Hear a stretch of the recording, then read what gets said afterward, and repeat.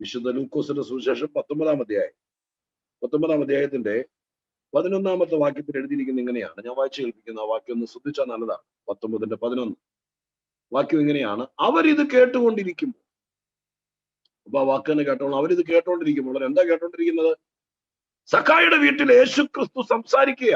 അതൊരു unofficial meeting ആണ്. ഈ മീറ്റിംഗ് നമ്മൾ ക്രമീകരിച്ചിരിക്കുന്നത് നേരത്തെ പ്ലാൻ ചെയ്ത് നോട്ടീസ് ഇട്ട് ദൈവമക്കളെയും ദൈവദാസന്മാരെയൊക്കെ അറിയിച്ച് ഞങ്ങളെ പോലത്തെ കർത്തദാസന്മാരെ പ്രസംഗിക്കാൻ വേണ്ടി ക്ഷണിച്ച് അങ്ങനെ നേരത്തെ പ്ലാൻഡ് മീറ്റിംഗ് ആണ്.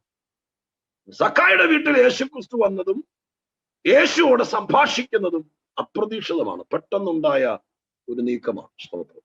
അപ്പോ കർത്താവ്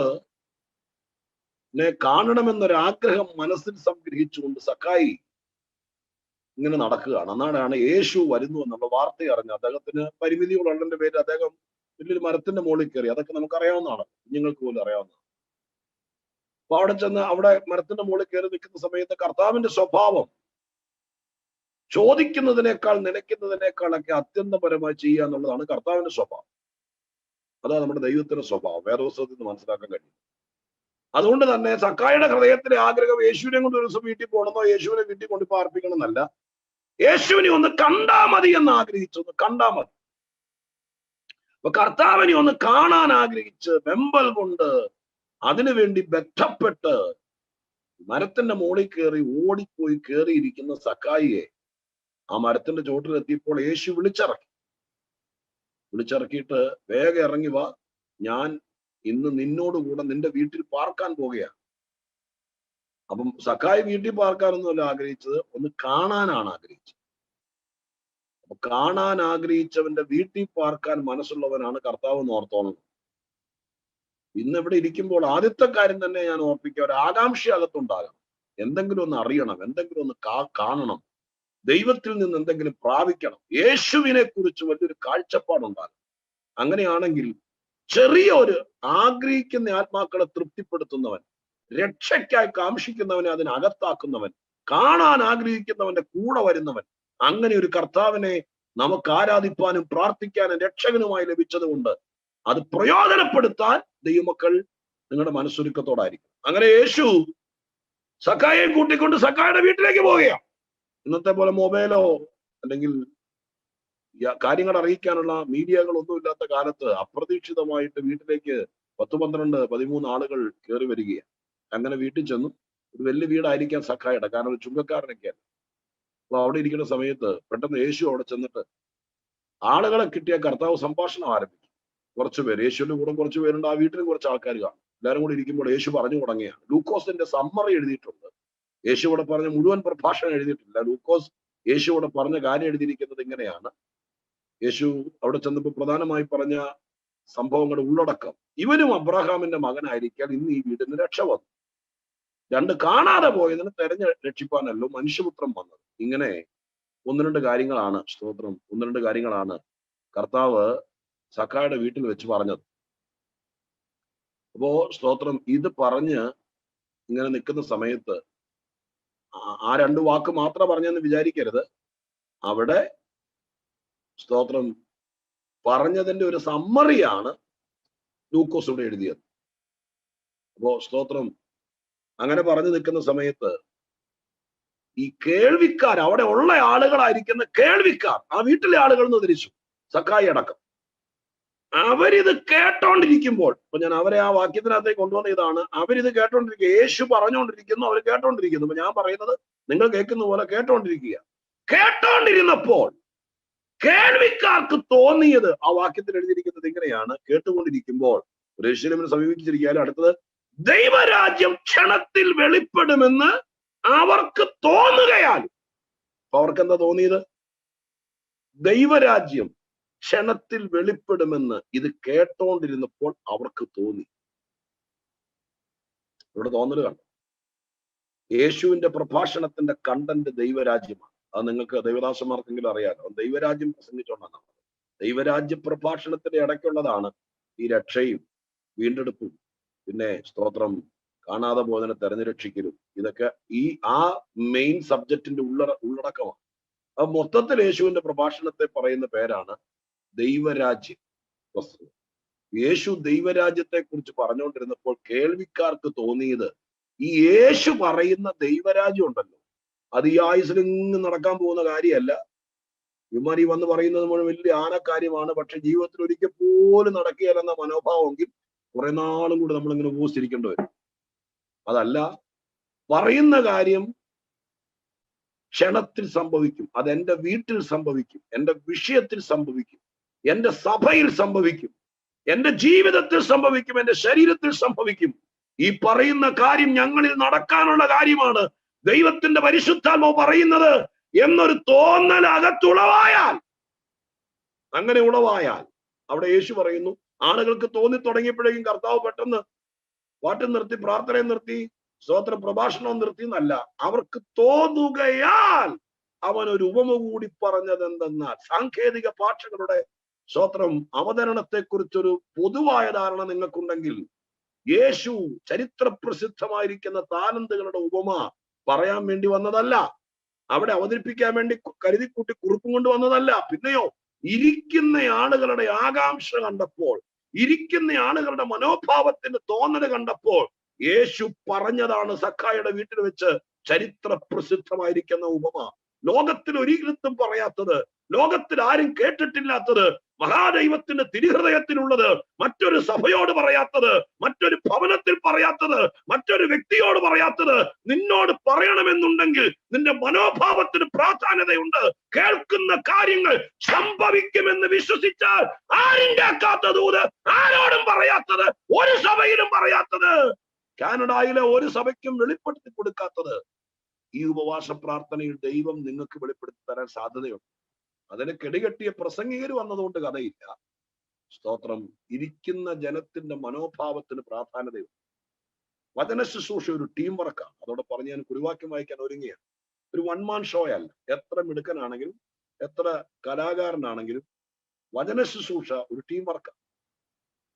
ഇരിക്കുന്ന ജനവും പ്രഭാഷകനും കൂടി ഒരു മനസ്സാകുമ്പോൾ ആ ടീമിലേക്ക് കർത്താവും കൂടി ചേരുക, അല്ലെങ്കിൽ പരിശുദ്ധാത്മാവും കൂടി ചേരുക. എത്രയോ തെളിവ് അതിനുണ്ട്. ഞാൻ ഈ തെളിവുകൾ മാത്രം പറഞ്ഞു തന്നാൽ നമ്മുടെ കുറിവാക്യത്തിൽ കയറാൻ പറ്റിയല്ല. അതുകൊണ്ട് ഞാൻ ഇവിടെ സ്റ്റോപ്പ് ചെയ്യുന്നു. നിങ്ങളുടെ മനസ്സും മനസാക്ഷിയും കേൾക്കുന്ന കാര്യങ്ങളിൽ വിശ്വാസം ഉറപ്പിക്കട്ടെ. ഇത് ദൈവവചനത്തിന്റെ വെളിപ്പാടാണ്. കർത്താവിന്റെ ആത്മാവും ഞങ്ങളോട് പറയുന്നതാണ്. ഞങ്ങളെക്കുറിച്ചുള്ള ദൈവത്തിന്റെ പ്രതീക്ഷയാണ്, ദൈവത്തിന്റെ സ്വപ്നമാണ് എന്നുള്ള വലിയൊരു പ്രതീക്ഷയോടെ കർത്തൃസന്നിധിയിൽ ഇരിക്കുമ്പോൾ സ്വർഗത്തിലെ ദൈവം നമ്മോട് പറയാനുള്ളതെല്ലാം മറച്ചു വെക്കാതെ, ഒരുപക്ഷെ ഇന്ന് വരെ പറയാത്തത് ആവർത്തന വിരസത കൂടാതെ ആത്മാവിൽ നമ്മളോട് പറയട്ടെ എന്ന് ആത്മാർത്ഥമായി പ്രാർത്ഥിച്ചുകൊണ്ട് നിങ്ങളോട് പറയാൻ ദൈവാത്മാവ് എന്റെ ഹൃദയത്തിൽ പ്രേരിപ്പിച്ച ദൈവിക ചിന്തയിലേക്ക് നിങ്ങളെ സോദരൻ ക്ഷണിക്കുകയാണ്. നമുക്ക് ഒരുമിച്ച് ലൂക്കോസിന്റെ സുവിശേഷം തന്നെ 9-ാം അധ്യായത്തിന്റെ 28, 29 വാക്യങ്ങൾ ഞാൻ വായിച്ചു കേൾപ്പിക്കുന്നു. പരിചിത വാക്യമായിരിക്കും. വിശദീകരിച്ചു വരുമ്പോൾ നമുക്ക് ആ വാക്യത്തിൽ നിന്ന് ഇന്നത്തെ സഭയ്ക്ക് ആവശ്യമായിരിക്കുന്ന, ഉപവസിക്കുന്നവർക്ക് ആവശ്യമായിരിക്കുന്ന ഒരു ദൈവിക ആലോചന നിങ്ങൾക്ക് തരാൻ വേണ്ടി കർത്താവിനെ ശരണപ്പെടുകയാണ്. ലൂക്കോസിന്റെ സുവിശേഷം 9-ാം അധ്യായത്തിന്റെ 28, 29 വാക്യങ്ങൾ ഞാൻ വായിക്കുന്നു. ഈ വാക്കുകൾ പറഞ്ഞിട്ട് ഏകദേശം 8 നാൾ കഴിഞ്ഞപ്പോൾ അവൻ പത്രോസിനെയും യോഹന്നാനെയും യാക്കോബിനെയും കൂട്ടിക്കൊണ്ട് പ്രാർത്ഥിപ്പാൻ മലയിൽ കയറിപ്പോയി. അവൻ പ്രാർത്ഥിക്കുമ്പോൾ മുഖത്തിന്റെ ഭാവം മാറി, ഉടുപ്പ് മിന്നുന്ന വെള്ളയായി തീർന്നു. 2 പുരുഷൻ, ഓക്കെ, അത്രയും വാക്യങ്ങൾ മതി. സ്തോത്രം. ഉടുപ്പ് മിന്നുന്ന വെള്ളയായി തീർന്നു. ലൂക്കോസ് യേശുക്രിസ്തുവിനെ കുറിച്ച്, അല്ലെങ്കിൽ യേശുക്രിസ്തുവിന്റെ ഒരു പ്രാർത്ഥനയെ കുറിച്ച് ഇവിടെ പ്രതിപാദിക്കുകയാണ്. യേശുക്രിസ്തുവിന്റെ 7 പ്രാർത്ഥനകൾ ലൂക്കോസ് തന്റെ സുവിശേഷത്തിൽ എഴുതിയിട്ടുണ്ട്. യേശുവിന്റെ 7 പ്രാർത്ഥന. നമ്മൾ ആ 7 പ്രാർത്ഥനകളെ കുറിച്ച് ഓരോ അവലോകനം ഞാൻ പെട്ടെന്ന് തരാം, എന്നിട്ട് ഈ വാക്യത്തിൽ വരാം. ഈ ഭാഗത്താണ് ദൂതിന്റെ ഏറ്റവും പ്രധാനപ്പെട്ട സഭയ്ക്കുള്ള ആലോചനയുടെ, ദൈവദാസന്മാർക്കുള്ള ആലോചനയുടെ ഏറ്റവും പ്രധാനപ്പെട്ട ഭാഗം കിടക്കുന്നത് ഈ പ്രാർത്ഥനയിലാണ്. എങ്കിലും ലൂക്കോസിന്റെ സുവിശേഷത്തിൽ മാത്രം കർത്താവായ യേശുക്രിസ്തുവിന്റെ ഐഹിക ജീവിതകാലത്തെ 7 പ്രധാനപ്പെട്ട പ്രാർത്ഥനകളെ ലൂക്കോസ് എന്ന് എഴുത്തുകാരൻ നോട്ട് ചെയ്തിട്ടുണ്ട്. വേണമെങ്കിൽ ദൈവദിനത്തെ കുറിച്ചൊക്കെ ഒരു അത്യാർത്ഥിയും അറിയാനുള്ള ആകാംക്ഷയും നാളെ ഇത് പ്രയോജനപ്പെടുന്നൊരു തോന്നലൊക്കെ ഉണ്ടെങ്കിൽ ഒരു പേനയും പേപ്പറോ ഡയറിയൊക്കെ ഇട്ടിരിക്കുകയാണെങ്കിൽ നിങ്ങൾക്ക് എഴുതി വെച്ച പ്രയോജനമാണ്. അത് നിങ്ങളെ ഓർമ്മപ്പെടുത്തുന്നു, നിർബന്ധമല്ല. അത് അവരവരുടെ അഭിരുചി അനുസരിച്ച് ഇരിക്കും. അപ്പോ ലൂക്കോസിന്റെ എഴുത്തുകളുടെ പ്രത്യേകത, മറ്റു പലരും ഒരു കാഷ്വലായിട്ട്, ഒരു പൊതുവായിട്ട് എഴുതിയ വിഷയങ്ങൾ ലൂക്കോസ് കുറച്ചുകൂടെ കൂലങ്കുക്ഷമായിട്ട് എഴുതിയിട്ടുണ്ട്. ഉദാഹരണത്തിന് ഇപ്പൊ ഇത് ഈ യേശുക്രിസ്തു, ഇപ്പൊ നമ്മൾ അറിയാം മറുരൂപമല എന്ന് മലയാളികൾ വിളിക്കുന്ന അവിടെ പോയി യേശു പ്രാർത്ഥിക്കുന്ന പ്രാർത്ഥനയാണ്. അവിടെ വെച്ച് യേശു രൂപാന്തരപ്പെടുന്നു. രൂപാന്തരമല എന്നും മറുരൂപമല എന്നൊക്കെ മലയാളികളായിരിക്കുന്ന അങ്ങനെ ഒരു വാക്ക് ബൈബിളിലില്ല എങ്കിൽ അതുകൊണ്ട് നമ്മൾ അങ്ങനെയൊക്കെ വിളിക്കുന്നത്. പഴയകാലം മുതൽ വേദപുസ്തകത്തിന്റെ വ്യാഖ്യാതാക്കളായിരിക്കുന്ന ആളുകൾ അങ്ങനെയാണ് പറഞ്ഞിരിക്കുന്നത്. ആ വാക്ക് തന്നെ നമുക്ക് ഇനി വേറൊരു വാക്ക് മാറ്റി പറയാൻ ഉദ്ദേശിക്കുന്നില്ല. മറുരൂപമലയിലെ പ്രാർത്ഥനയാണ്. മറ്റ് സുവിശേഷകന്മാർ ഇതിനെക്കുറിച്ച് പറയുന്നുണ്ട്. മർക്കോസ് 9-ലും മത്തായി 17-ലും ഈ ഭാഗങ്ങൾ പറയുന്നുണ്ട്. വായിക്കണ്ട, ഞാനത് ഓർമ്മപ്പെടുത്തുക. മർക്കോസിന്റെ സുവിശേഷം 9-ലും മത്തായിയുടെ സുവിശേഷം 17-ലും യേശു ഇവിടെ പോയതിനെ കുറിച്ച് പറയുന്നു. പക്ഷെ അവർ രണ്ടുപേരും എഴുതിയത് യേശു അവിടെ പോയത് പ്രാർത്ഥിക്കാനാണെന്ന് മർക്കോസ് എഴുതിയില്ല, മത്തായി എഴുതിയില്ല. അവർ രണ്ടുപേര് പറഞ്ഞത് ഇങ്ങനെയാണ്: യേശു സ്തോത്രം ഈ മലയിൽ പോയി എന്ന് എഴുതിയിരിക്കുന്നു. അതായത് 9:2 വായിച്ച് കേൾപ്പിക്കാം. ഞാൻ പറഞ്ഞു വിടാം, നിങ്ങൾ സ്തോത്രം ശ്രദ്ധിക്കണമെന്നില്ല, ഞാൻ വേഗം പോകാം. 9:2 മർക്കോസ്. 6 ദിവസം കഴിഞ്ഞ ശേഷം യേശു പത്രോസിനെയും യാക്കോബിനെയും യോഹന്നെയും കൂട്ടിക്കൊണ്ട് ഒരു ഉയർന്ന മലയിലേക്ക് തനിച്ചുപോയി അവരുടെ മുമ്പാകെ രൂപാന്തരപ്പെട്ടു. മർക്കോസ് എഴുതിയിരിക്കുന്നത് ഇത്രയേ ഉള്ളൂ: യേശു ഒരു മലയിലേക്ക് പോയി രൂപാന്തരപ്പെട്ടു. എന്തിനാ പോയെന്ന് മർക്കോസ് അവിടെ എഴുതിയില്ല. മത്തായിയും അങ്ങനെ തന്നെ എഴുതിയിരിക്കുന്നത് 17-ാമത്തെ അധ്യായത്തിനകത്ത്. മത്തായിയും പറയുന്നു 17:1. 6 ദിവസം കഴിഞ്ഞ ശേഷം യേശു പത്രോസിനെയും യാക്കോബിനെയും അവന്റെ സഹോദരനായ യോഹന്നെയും കൂട്ടി തനിച്ചൊരു ഉയർന്ന മലയിലേക്ക് പോയി അവരുടെ മുമ്പാകെ രൂപാന്തരം. അപ്പൊ ഇവർ രണ്ടുപേരും എഴുതിയപ്പോ നമുക്ക് ആ ചിത്രത്തിന് ക്ലിയർ പിക്ചർ കിട്ടിയില്ല. യേശു ഉയർന്ന ഒരു മലയിലേക്ക് പോയി 2-3 പേരെയും കൂട്ടിക്കൊണ്ട് അവിടെ വെച്ച് അങ്ങ് രൂപാന്തരപ്പെട്ടെന്ന് എഴുതിയിട്ടുള്ളൂ. എന്നാൽ ലൂക്കോസ് ആണ് എഴുതിയത് രൂപാന്തരപ്പെടാൻ പോയതല്ല. പിന്നെ എന്തിനാ പോയേ? ലൂക്കോസ് എഴുതി പ്രാർത്ഥിക്കാൻ പോയതാ. പ്രാർത്ഥിക്കാൻ പോയപ്പോ പ്രാർത്ഥനയിൽ യേശു രൂപാന്തരപ്പെട്ടതാ. അല്ലാതെ രാവിലെ കുളിച്ചു കുപ്പായിട്ട് തുണി മാറിക്കൊണ്ട് നേരെ രൂപാന്തരപ്പെടാൻ പോകാന്ന് പറഞ്ഞ് പോയതല്ല. യേശു ദൈവമാണ്, സർവജ്ഞാനിയാണ്, കർത്താവിന് അതിനെ കുറിച്ച് പ്ലാൻ ഉണ്ടായിരിക്കാം. പക്ഷേ മനുഷ്യന്റെ പക്ഷത്ത് നിന്നുകൊണ്ട് പറയുകയാണ് യേശു അവിടെ പ്രാർത്ഥിക്കാൻ വേണ്ടി പോയതാണ് എന്ന് ലൂക്കോസ് പറയും. ഇനി മത്തായിയോ മർക്കോസോ മറുരൂപമലയുടെ പ്രാർത്ഥനയുടെ ദൈർഘ്യം, എത്രത്തോളം നേരം പ്രാർത്ഥിക്കണം രൂപാന്തരം വരാൻ, എത്ര നേരം അവിടെ സ്പെൻഡ് ചെയ്തു, അതിനെക്കുറിച്ച് മത്തായിയും മർക്കോസും മിണ്ടുന്നില്ല. പക്ഷെ ലൂക്കോസ് പറയുന്നുണ്ട് യേശു ആ മലയിൽ എത്രത്തോളം സമയം സ്പെൻഡ് ചെയ്തു. അത് അറിയണമെങ്കിൽ ലൂക്കോസ് 9:37 നോക്കാം. 9:37 പറയുന്നു: പിറ്റേന്നാൾ അവൻ മലയിൽ നിന്നിറങ്ങി വരുമ്പോൾ. അപ്പൊ അവിടെ എഴുതിയിരിക്കുന്ന വാക്ക് ഇങ്ങനെയാണ്: പിറ്റേന്നാൾ അവൻ മലയിൽ നിന്ന് ഇറങ്ങി വരുമ്പോൾ. പിറ്റേന്നാൾ എന്ന് എഴുതിയിരിക്കുന്നത് കൊണ്ട് ഏറെക്കുറെ വായനാശീലമുള്ള ആളുകൾ, ഞാൻ LKG പിള്ളേരോടല്ലല്ലോ പറയുന്നത്, അഭ്യസ്തവിദ്യരായിരിക്കുന്ന ജ്ഞാനമുള്ള ആളുകളോട് അതിന്റെ പേരിൽ എനിക്ക് ഒത്തിരി ബുദ്ധിമുട്ടുന്ന വരികയല്ല. അപ്പൊ ആ വാക്യത്തിൽ പിറ്റേന്നാൾ എഴുതിയതിന്റെ പേരിൽ നമുക്ക് മനസ്സിലാക്കാൻ കഴിയുന്നു ഒരു ദിവസം യേശുവോട് സ്പെൻഡ് ചെയ്തു ഉണ്ടല്ലേ. പിറ്റേന്നാൾ എന്നുള്ള വാക്ക്, പിറ്റേന്നാളാണ് മലയിൽ നിന്ന് ഇറങ്ങിയത്. അപ്പൊ അതെല്ലാം കൂടി കൂട്ടി വായിക്കുമ്പോൾ ഒരു കാര്യം നിങ്ങളോട് പറയാനുള്ള ദൂതിന്റെ ബേസ്മെന്റ് എനിക്ക് അനിവാര്യമായിരിക്കയാൽ ആ വാക്കുകൾ നിങ്ങളുടെ ഹൃദയത്തിൽ കടന്നെങ്കിലേ ഇന്നത്തെ ദൂതിന്റെ പ്രാധാന്യത നിങ്ങൾക്ക് ബോധ്യപ്പെടുകയുള്ളൂ. അപ്പൊ ഇവിടെ പറഞ്ഞിരിക്കുന്ന വാക്ക് ഇങ്ങനെയാണ്: ഓടി അങ്ങ് ചെന്നു, ധൃതി പിടിച്ച്, സ്തോത്രം, പെട്ടെന്ന് അങ്ങ് ചെന്നു, ഒരു പായെടുത്തിട്ടങ്ങിരുന്നു, 2 വാക്ക് പ്രാർത്ഥിച്ചു, പെട്ടെന്ന് അടുത്ത പരിപാടിയിലേക്ക് പോകാൻ വേണ്ടി ധൃതി പിടിച്ച രൂപാന്തരം ഒന്നും നടക്കുകയല്ല. അതിനുവേണ്ടി വെറുതെ മെനക്കെടണ്ട. പിന്നെ യേശുവായിട്ട് പോലും രൂപാന്തരപ്പെട്ടപ്പോഴാണെന്നറിയാം, ഒരു ദിവസം മുഴുവൻ അവിടെ ഇരുന്ന് പ്രാർത്ഥിച്ചു. നിങ്ങളത് നമ്മുടെ കൊച്ചു മനസ്സിനകത്ത്, മലയാളി ഹൃദയത്തിനകത്ത് രംഗം ഒന്ന് മനതാരി കണ്ട നല്ലതാ. യേശു രാവിലെ ഒരുപക്ഷെ 6-6:30 യാത്ര പറഞ്ഞ് ഇറങ്ങിയെന്ന് വിചാരിക്കുക, ഒന്ന് അനുമാനിക്കാൻ വേണ്ടി. ബാക്കി 8-9 പേരെ താഴെ നിർത്തിയിട്ട് 2-3 പേരെ കൂട്ടിക്കൊണ്ട് പോവുക. നടന്നൊരു 11 മണിയൊക്കെ ആയപ്പോഴത്തേക്ക് ഒരുപക്ഷെ സ്തോത്രം മറുമലയിൽ എത്തിക്കാം. പത്രോസിനോടൊക്കെ അവിടെ പ്രാർത്ഥിക്കാൻ അവരിന്ന് ഉറങ്ങി. അവർ പിന്നെ സ്ഥിരം ഉറങ്ങുന്നവർ അവരിക്കട്ടെ. യേശു സ്തോത്രം പ്രാർത്ഥിക്കാൻ ആരംഭിച്ചു. ഒരു 11 മണി മുതൽ യേശു എഴുന്നേക്കാതെ പ്രാർത്ഥിച്ചു. ചിലപ്പോൾ അന്ന് വൈകുന്നേരമായി കാണും, സന്ധ്യയായി കാണും. ആ സമയമായപ്പോഴേക്കുമാണ് മല തിളങ്ങാൻ തുടങ്ങി. ബൈബിളിലെ മറ്റൊരു ട്രാൻസ്ലേഷൻ പറയുന്നത് ഇലുമിനേറ്റ് ചെയ്തു. ഇലുമിനേഷൻ എന്ന് പറഞ്ഞാൽ നമുക്കറിയാലോ, സ്തോത്രം, അതുപോലെ മല യേശു നിന്ന് കത്തുകയാണ്. യേശു മുഖം ശോഭിക്കുകയാണ്. യേശു നിന്ന് കത്തുമ്പോൾ, ഒരു സൂര്യൻ ഉദിച്ചു നിൽക്കുമ്പോൾ ആ പ്രദേശം മുഴുവൻ മിന്നത്തില്ലേ? മറുരൂപമലയിലെ ഇരുട്ട് മൂടുന്ന പ്രത്യേക സമയത്ത് യേശു തേജസ്സോടെ അവന്റെ മുഖത്തിന്റെ പ്രഭാവം മാറുന്ന സമയത്ത് നിന്ന് മിന്നാൻ തുടങ്ങി. ഈ ഉറങ്ങിയിരുന്നവർ ഈ അസാധാരണ വെളിച്ചം കണ്ടായിരിക്കാം കണ്ണും തിരുമ്പി എഴുന്നേറ്റത്. അപ്പൊ ഞാൻ ഇങ്ങനെ പറഞ്ഞു തുടങ്ങാം. ഇന്ന് നിങ്ങളോട് പറയാൻ വേണ്ടി പരിശുദ്ധാത്മാവ് എന്നോട് പറഞ്ഞിരിക്കുന്നത് 7 പ്രാർത്ഥനയൊക്കെ ഞാൻ പറയാം. പക്ഷെ എന്റെ ഉള്ളടക്കത്തിലേക്ക് വരിക. സ്തോത്ര ഹല്ലേലൂയ. പ്രാർത്ഥനയുടെ മണിക്കൂറുകൾ കൂട്ടുമ്പോൾ ആളിന് രൂപാന്തരം വരും. പ്രാർത്ഥന കേവലം നമ്മുടെ ശരീരത്തിന്റെ നീരോ വേദനയോ കുഴിനകമോ അരിമ്പാറയോ മാറാൻ വേണ്ടി മാത്രമല്ല പ്രാർത്ഥനയെ കാണേണ്ടത്. പ്രാർത്ഥന, സ്തോത്രം, നമ്മളെ മാറ്റണം. നമ്മളെ മാറ്റുന്ന ഒരു പ്രാർത്ഥനയുണ്ട്. ആ പ്രാർത്ഥനയിലേക്ക് ഈ ഉപവാസ പ്രാർത്ഥനയോടുകൂടി സഭയെ കർത്താവ് കൈപിടിച്ച് നടത്തുക.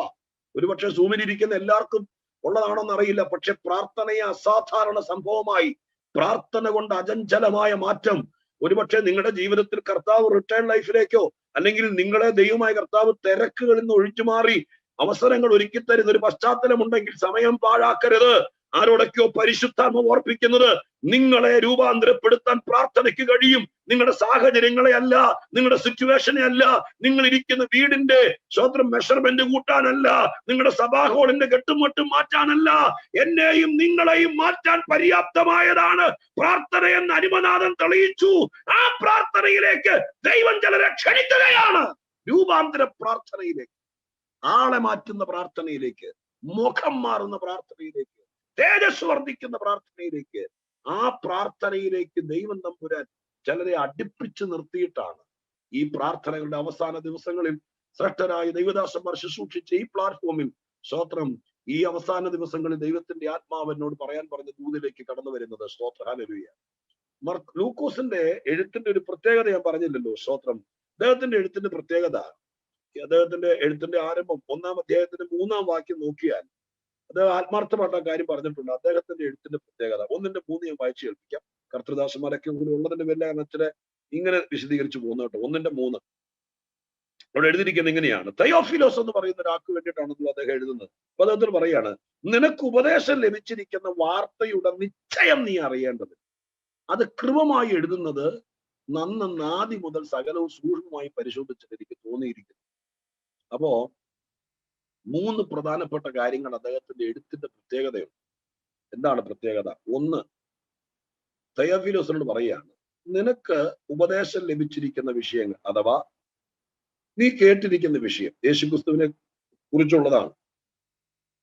ആ വിഷയങ്ങളെ കുറിച്ച് നിനക്ക് ഏറെക്കുറെ ഒരു ധാരണ കിട്ടിയിട്ടുണ്ടല്ലോ. ആ ധാരണ കിട്ടിയിരിക്കുന്ന വിഷയങ്ങളുടെ നിശ്ചയം നീ അറിയണം. അപ്പൊ ലൂക്കോസിന്റെ എഴുത്തിന്റെ പ്രത്യേകത ഇത് നിശ്ചയം അറിയിക്കാനുള്ള സ്തോത്ര എഴുത്താണ്. എന്ന് പറഞ്ഞാൽ നിശ്ചയം അറിയിക്കുക എന്ന് പറഞ്ഞാൽ ഒരു വിഷയത്തിന്റെ നിശ്ചയം, ഒരു കാര്യത്തിന്റെ അതിന്റെ ശരിക്കുമുള്ള ഒറിജിനൽ നിശ്ചയം എന്ന് പറഞ്ഞാൽ ഞാൻ പറഞ്ഞുതരാം. അപ്പോ നിങ്ങൾ കാനഡയിൽ ഇരിക്കും, പേടിക്കൊന്നും ചെയ്യരുത്. ഉദാഹരണം പറയുക, അപ്പൊ പെട്ടെന്ന് രാവിലെ TV ഓൺ ചെയ്യുമ്പോൾ, മലയാളം ചാനൽ ഓൺ ചെയ്യുമ്പോഴത്തേക്കും നിങ്ങൾ TV കാണുവാണ് കേരളത്തിൽ ഭൂകമ്പം എന്ന് ഫ്ലാഷ് ന്യൂസ് കാണാനിരിക്കും. നിങ്ങൾ കേരളത്തിന്റെ പല ഭാഗത്തു നിന്ന് കാനഡ ചെന്നിരിക്കുന്നവർ, ചിലർ തിരുവല്ലക്കാർ കാണും, ചിലർ തിരുവനന്തപുരംകാർ കാണും, ചിലർ മലപ്പുറംകാർ കാണും, ചിലർ കോഴിക്കോടുകാർ, ചിലർ കാസർഗോഡ് കാണും, നിങ്ങൾ പലയിടത്തും ചെന്നിരിക്കുന്നവർ. അപ്പൊ കേരളത്തിൽ ഭൂകമ്പം എന്ന് അറിയുമ്പോൾ അത് മാത്രം ഇങ്ങനെ ഫ്ലാഷ് ആയിട്ട് എഴുതി കാണിക്കുവാണെങ്കിൽ വാർത്തയുടെ നിശ്ചയമായില്ല.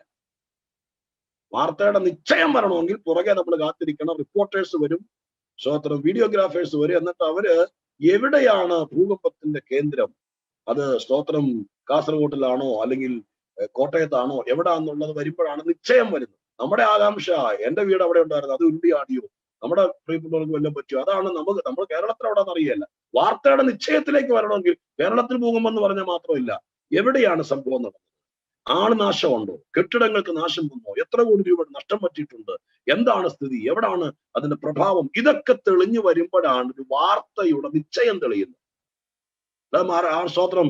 ഒരു മലയെ പോയി രൂപാന്തരപ്പെട്ടു എന്ന് പറയുമ്പോൾ നിശ്ചയം വന്നില്ല. അതാണ് മർക്കോസും മത്തായി എഴുതിയപ്പോൾ അവരെ കുറ്റം പറയുകയല്ല. സ്തോത്രം, നമ്മളെക്കാൾ നല്ലവരാണ് അവർ. പക്ഷെ കാര്യം ഞാനിന്ന് പറഞ്ഞു വരുമ്പോൾ തെളിയിച്ചു പറയുകയാണ്, അവര് അതിന്റെ നിശ്ചയം എഴുതിയില്ല. അവര് പറഞ്ഞു യേശു മലയെ പോയി രൂപാന്തരപ്പെട്ടു, അങ്ങനെ എഴുതിയപ്പോ സംഭവം വന്നില്ല. കേരളത്തിൽ പോകുമെന്ന് പറഞ്ഞു ഹെഡ്ലൈൻ മാത്രമേ വന്നുള്ളൂ. പക്ഷെ ലൂക്കോസ് തന്നെ നിശ്ചയം കൊണ്ടുവന്നു. എന്താണ് അവിടെ സംഭവിച്ചത്, എങ്ങനെയാണ് രൂപാന്തരപ്പെട്ടത്. ചുമ്മാ മലയെ കയറിയാൽ അത് എഴുതിയില്ലായിരുന്നെങ്കിൽ ആൾക്കാരെല്ലാം കൂടി എന്ത് ചെയ്യുന്നറിയാമോ, ഈ മലയെ പോയി നിൽക്കും, രൂപാന്തരം വരും. അങ്ങനെ കേരളത്തിൽ എത്രയോ പറ്റി. പുണ്യസ്ഥലങ്ങളും തീർത്ഥാടന കേന്ദ്രങ്ങളും മുഴുവൻ ഉണ്ടായത് ആരാണ്ട് എന്തോ പറഞ്ഞു, എല്ലാരും കൂടി കെട്ടി അവിടെ പോയി. സ്തോത്രം, കാര്യം നടന്നില്ല. അവിടെ പോയി ആ മലയിൽ വേര് കെട്ടി അവിടെ ബോർഡും വെച്ച് തീർത്ഥാടന കേന്ദ്രം പുണ്യമല എന്ന് എഴുതി വെച്ച് കഴിഞ്ഞാൽ ചെല്ലുന്നവർക്ക് രൂപാന്തരം വരുമോ? വരികയല്ല. അവിടെ എന്ത് നടന്നു എന്ന് പറയണം. അപ്പോഴാണ് കാര്യങ്ങൾക്ക് മാറ്റം വരുന്നത്. സ്തോത്രം, ഹല്ലേലൂയ. അപ്പൊ ഇവിടെ ഒന്നാമത്തെ കാര്യം അദ്ദേഹം എഴുതിയത് അതിന്റെ നിശ്ചയം പുറത്തു കൊണ്ടു.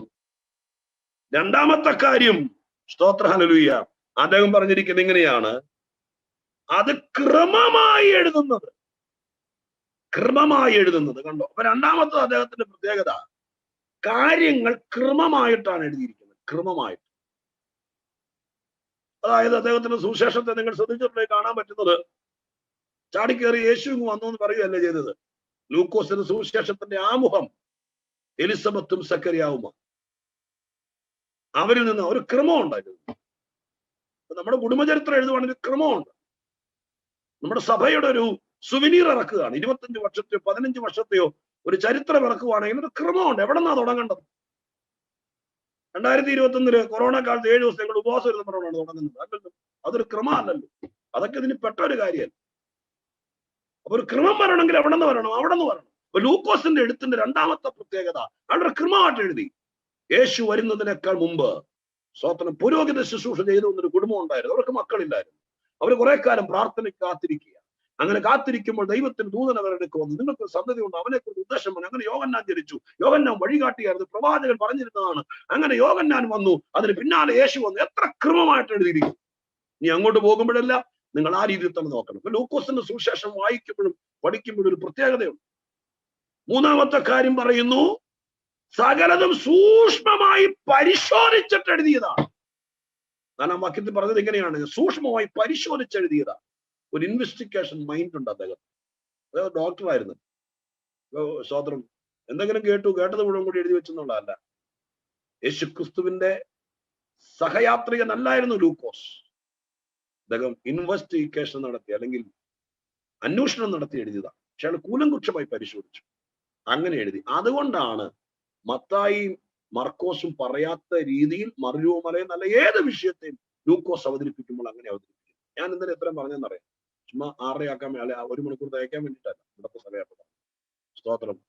ഇത് നമ്മളൊരു കാര്യം അവതരിപ്പിക്കുമ്പോൾ, നമ്മളൊരു കാര്യം പറയുമ്പോൾ, അവിടെ ഒരു കാര്യം പ്രസംഗിക്കുമ്പോൾ ലൂക്കോസിന്റെ മാതൃകയൊക്കെ ഫോളോ ചെയ്യുക.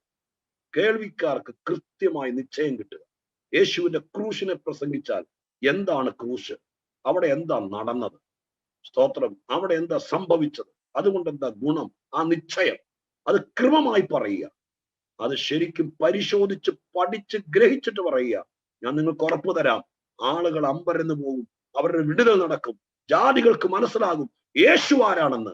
സ്തോത്രം. കർത്താവിനെ കുറിച്ച് സഭയ്ക്ക്, ദൈവദാസന്മാർക്ക് ഒരു പരിശുദ്ധാത്മ നിയോഗത്തോടുകൂടെ ഈ 3-4 വാക്യങ്ങൾ ആത്മാവിൽ കൈമാറുകയാണ്. സമയം കഴിഞ്ഞിട്ടില്ല. സ്വർഗം പറയുന്നു, ഇനിയും നിന്റെ ശുശ്രൂഷയുടെ മേൽ, ഇനിയും ഈ പ്രാർത്ഥനയുടെ വെളിച്ചത്തിൽ ദൈവവചനം കൈകാര്യം ചെയ്യാൻ മനസ്സുള്ളവരോട്, ദൈവത്തിന്റെ കൃപയെ കൈകാര്യം ചെയ്യാൻ മനസ്സുള്ളവരോട് പരിശുദ്ധാത്മ പറയുന്നു, ചില കാര്യങ്ങൾ ക്രമമായി കൈകാര്യം ചെയ്യാൻ, ചില കാര്യങ്ങൾ സൂക്ഷ്മതയോടെ കൈകാര്യം ചെയ്യാൻ ഒരു അഭിഷേകം, ഒരു നിയോഗം ഈ പ്രാർത്ഥനയിൽ ആരുടെയൊക്കെയോ മേൽ ദൈവം പകരുകയാണ്. ദൈവം പകരുകയാണ്. ഹല്ലേലൂയ. നിങ്ങളെ കേൾക്കാൻ, നിങ്ങളെ കാണാൻ, നിങ്ങളിൽ നിന്ന് മനസ്സിലാക്കാൻ ആളുകൾ കാത്തു നിൽക്കട്ടെ. കാരണം ഇതുപോലത്തെ ഒരു ക്രമീകൃതമായിരിക്കുന്ന മൂവ്മെന്റ് ദൈവമായ കർത്താവ് സഭയ്ക്ക് തരുന്നു. ഞാൻ വെറുതെ ചരിത്രം പറയുകയല്ല, ഇതിനകത്തൊരു ദൂതുള്ളത് കൊണ്ട് സ്വർഗം എന്നെ ആ വഴിക്ക് 3-ാം വാക്യത്തിലേക്ക് അവിടെ ഒന്നും കയറാതെ ഞാൻ നേരെ സ്തോത്രം 9-ലേക്ക് വന്നതാണ്. പക്ഷെ അവിടെയൊക്കെ വീണ്ടും എന്നെ ഓർപ്പിക്കുന്നതിന്റെ കാര്യം, പരിശുദ്ധൻ പറയുന്നു, നിശ്ചയം കൊടുക്കുന്ന ചില ശുശ്രൂഷകൾ, ജനങ്ങളെ മുഴുവൻ തെളിയിക്കുന്ന, വീണ്ടും ദൈവാത്മ പറയുന്നു, നിനക്ക് നിശ്ചയം കിട്ടാത്ത ചില ജീവിത രഹസ്യങ്ങൾ, നിനക്ക് എന്തുകൊണ്ട് ഇങ്ങനെ സംഭവിച്ചു. ചില കുടുംബങ്ങൾ ജീവിതത്തിന് സ്വപ്നം തച്ചുടഞ്ഞ് എങ്ങോട്ടാ പോകണ്ടേന്നറിയാതെ പലരുടെ അടുക്ക പോയിട്ട് നടക്കാത്ത വിഷയങ്ങളുമായി കാനഡയിലൂടെയോ ടൊറോണ്ടോയിലൂടെയോ കറങ്ങി നടക്കുന്നവരെ പിടിച്ചിരുത്തി അവരുടെ ജീവിതത്തിന് നിശ്ചയം എന്താന്ന് തെളിയിക്കാൻ, അതിനെ വ്യക്തമാക്കി കൊടുക്കാൻ മറ നീക്കുന്ന ഒരു ശുശ്രൂഷ പരിശുദ്ധാത്മാവ് ആർക്കാണെന്ന് എനിക്കറിയില്ല. സ്വർഗം പറയുന്നു, അത് സഹോദരൻ സഹോദരനോ സഹോദരിക്കോ അമ്മയ്ക്കോ അപ്പനോ ആർക്കാണെങ്കിലും സ്വർഗം പറയുന്നു, മറ നീക്കി ജനത്തിന്റെ വിഷയങ്ങളെ മൂടിയിട്ടിരിക്കുന്ന പിശാചിന്റെ തന്ത്രങ്ങളിൽ നിന്ന് ഇന്നത്തെ ശുശ്രൂഷ മുതൽ ഒരു മറ നീങ്ങട്ടെ. എത്ര പേര് പ്രതീക്ഷിക്കുന്നു? ഞാൻ തുടക്കത്തിൽ പറഞ്ഞതുപോലെ ഇത് ക്ഷണത്തിൽ എന്റെ ജീവിതത്തിൽ സംഭവിക്കുമെന്ന്. നീ പ്രാർത്ഥിക്കുന്നവനാണെങ്കിൽ, ദർശനം കാണുന്നവളാണെങ്കിൽ, പ്രവചിക്കുന്നവളാണെങ്കിൽ എന്തെങ്കിലും പറഞ്ഞ് പാമടക്കി വെക്കുകയല്ല.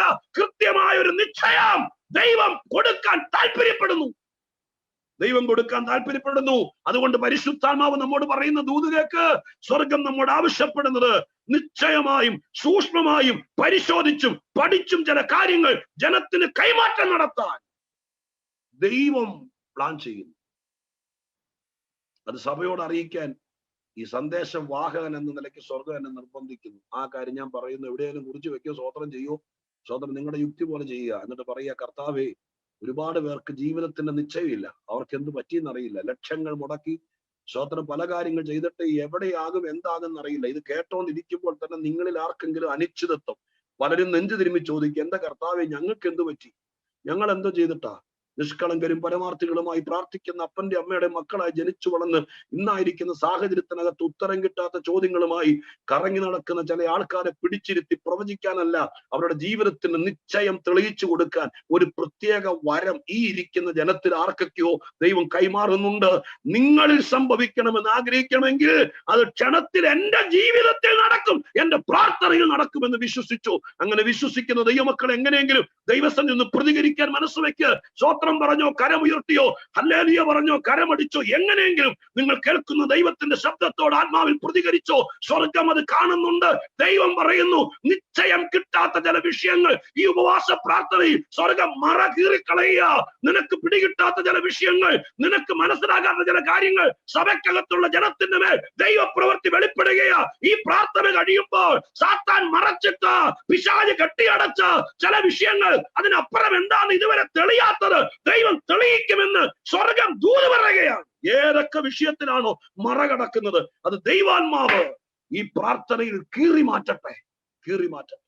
ഇനി എത്ര നാൾ ഈ അനിശ്ചിതത്വമുണ്ട്, ഇനി എത്ര നാൾ ഈ ഭാരമുണ്ട്? ഞാൻ ലോകത്തിന് സംഭവമല്ല, നിങ്ങൾ ഫേസ് ചെയ്യുന്ന വിഷയത്തെയാണ് ഫോക്കസ് ചെയ്തത്. കർത്താവിന്റെ ആത്മാവ് പറയുന്നത്, സ്വോത്രം, നിങ്ങൾ സവിസ്തരം മനസ്സിലാക്കുക, ദൈവസന്നിധിയിൽ മനസ്സ് വെക്കുക. ദൈവം അതൊരു ദൂതായി സ്വതന്ത്രം തരുന്നു. 1-ാം അധ്യായത്തിന്റെ 3-4 വാക്യങ്ങൾ. ശുശ്രൂഷയിൽ, പ്രാർത്ഥനയിൽ, നിങ്ങൾക്ക് തന്നിരിക്കുന്ന കൃപാവരങ്ങളിൽ ഭയങ്കര മാറ്റം വരും. പ്രാർത്ഥന 7 ദിവസം കൊണ്ട് നിർത്തരുത്. ഇത് നിങ്ങളെ ശീലിപ്പിച്ചു. ഇനി നിങ്ങൾ യോഗമായിട്ടൊന്നും സഭ വെച്ചില്ലെങ്കിലും നിങ്ങൾ ടൈം എടുത്ത് ദൈവത്തോട് പ്രാർത്ഥിക്കുമ്പോൾ ദൈവമായ കർത്താവ് നിങ്ങളുടെ പ്രാർത്ഥനയിൽ പല കാര്യങ്ങളും തെളിയും. നിങ്ങളുടെ കൂടെ ഒരാളിരുന്ന് പ്രാർത്ഥിച്ചാൽ അവർക്ക് ബോധ്യപ്പെടും, ഈ പ്രാർത്ഥന ജൽപ്പനമല്ല, ഇത് ഞങ്ങളുടെ പ്രാർത്ഥന പോലത്തെ പ്രാർത്ഥനയല്ല. ആ പ്രാർത്ഥിച്ചുകൊണ്ടിരുന്നപ്പോൾ പറഞ്ഞതെല്ലാം എന്റെ രഹസ്യമാണ്, ആരും പറയാത്തതാണ് സ്വോത്രം എന്ന് അവർക്ക് കൂടെ ഇരിക്കുന്നവർക്ക് ബോധ്യപ്പെടുന്ന രീതിയിലുള്ള പ്രാർത്ഥനയും ശുശ്രൂഷയും തെളിഞ്ഞു വരുന്നത് കർത്താവിന്റെ ആത്മാവ് പറഞ്ഞത് ഞാൻ അതുപോലെ പറഞ്ഞു.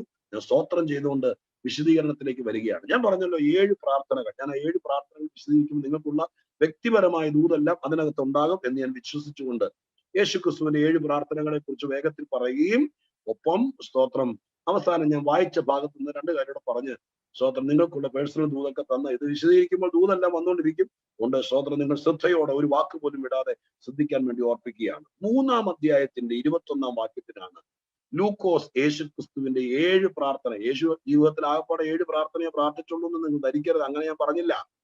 ലൂക്കോസ് യേശുവിന്റെ അനേക പ്രാർത്ഥനകളിൽ അതിപ്രധാനമായ സെലക്റ്റീവായ 7 പ്രാർത്ഥനകൾ എഴുതിയിട്ടുണ്ട്.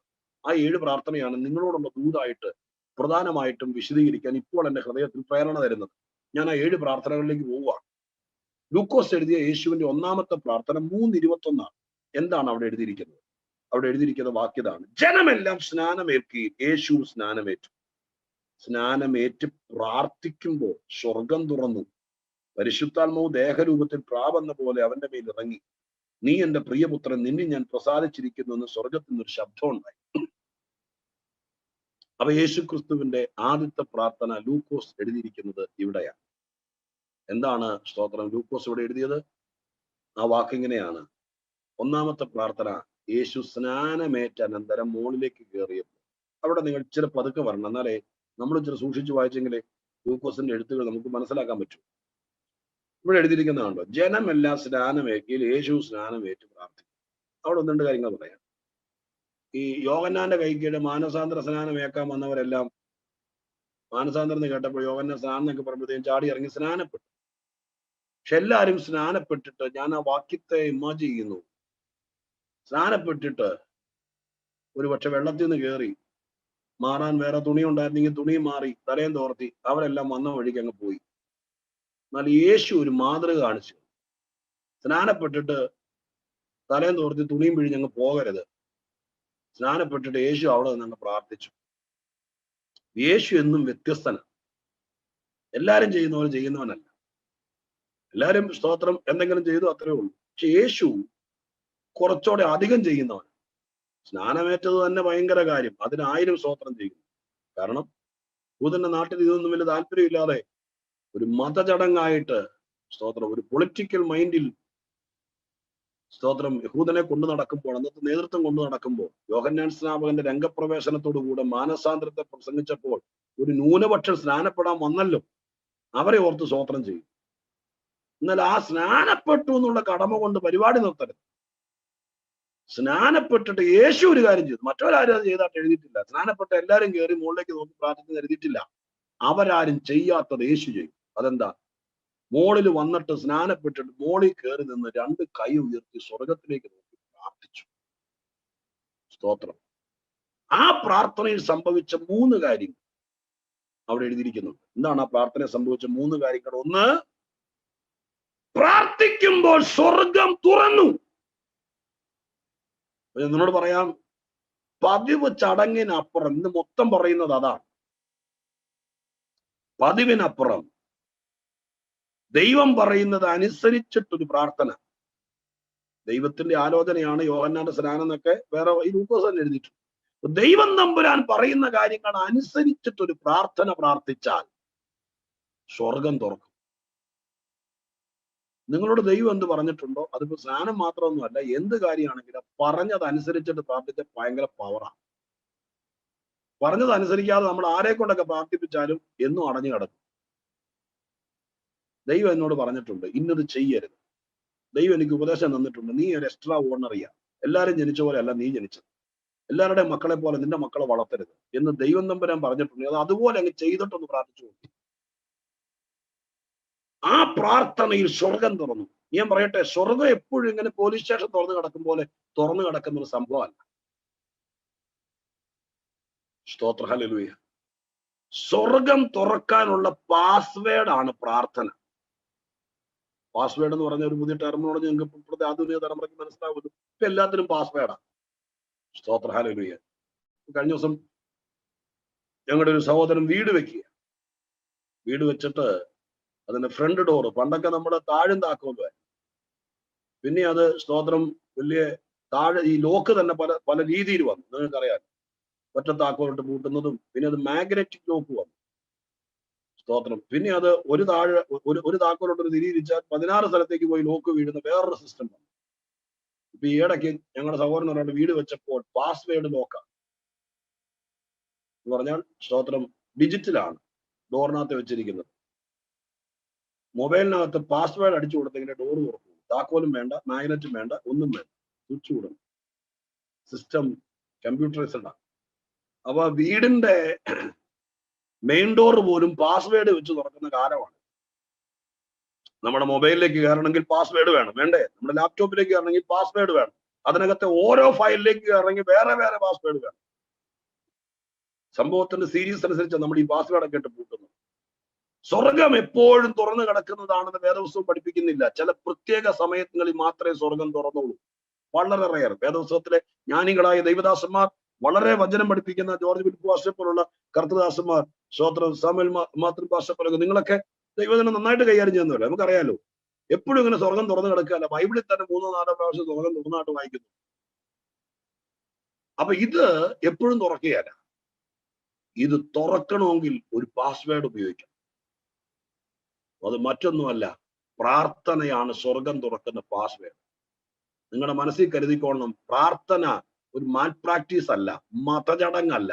ഈ മാർഗത്തിൽ വന്ന് പെട്ടതിന്റെ പേരിൽ അമ്മച്ചി പറയും പ്രാർത്ഥിക്കാതെ ചോറ് തരില്ലടാ എന്ന് പറഞ്ഞ് പഠിപ്പിച്ചതിന്റെ പേരിൽ ആ പേടിയിൽ വൈകുന്നേരം ആകുമ്പോഴേക്കും ഊണും ചാരി ഇരുന്ന് ഒരു കൗമ പ്രാർത്ഥിക്കുന്നതല്ല. പിന്നെയോ നിന്റെ മുമ്പിൽ സ്തോത്രം സ്വർഗമാണ്. എന്റെ ഒരു അനുമാനം പറയാനുണ്ടോ, തെറ്റാന്ന് എനിക്ക് തോന്നുന്നില്ല.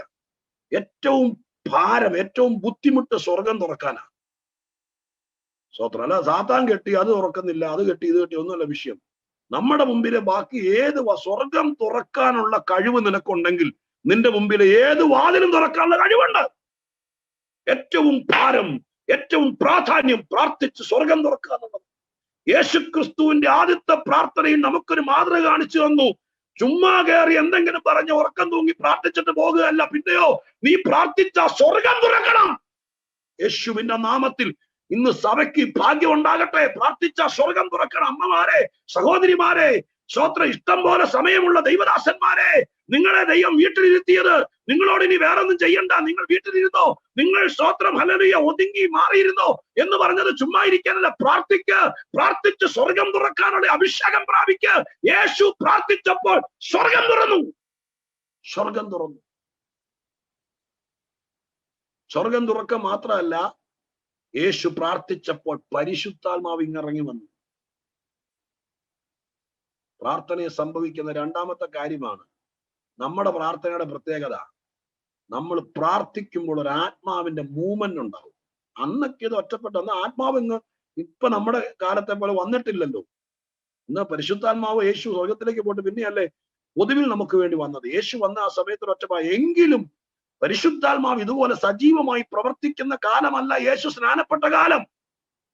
എന്നിട്ട് സ്തോത്ര ഹല്ലേലൂയ, എന്നിട്ട് നമുക്ക് മനസ്സിലാക്കാൻ കഴിയുന്നത് യേശുക്രിസ്തുവിന്റെ പ്രാർത്ഥനയിൽ പരിശുദ്ധാത്മാവിന്റെ ഒരു മൂവ്മെന്റ് ഉണ്ടായി.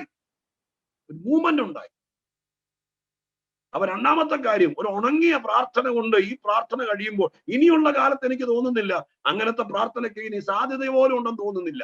ഇനിയുള്ള പ്രാർത്ഥനകളിൽ ആത്മാവിന്റെ മൂവ്മെന്റ് ഉണ്ടാകണം. നീ പ്രാർത്ഥിക്കുമ്പോൾ ആത്മാവ് ഇറങ്ങി വരണം. പ്രാവ് പോലെയാണോ തീ പോലെയാണെന്നുള്ളതല്ല വിഷയം. നിന്റെ ശരീരത്തിൽ, നിന്റെ വീടിനകത്ത് നീ അനുഭവിക്കുന്ന വ്യഥകളും വേദനകളും ചുമക്കുമ്പോൾ, പ്രാർത്ഥിച്ചുകൊണ്ടിരിക്കുമ്പോൾ ദൈവാത്മാവ് ഇറങ്ങി വരണം. ആത്മാവ് വിഷയങ്ങളെ കൈയേൽക്കണം.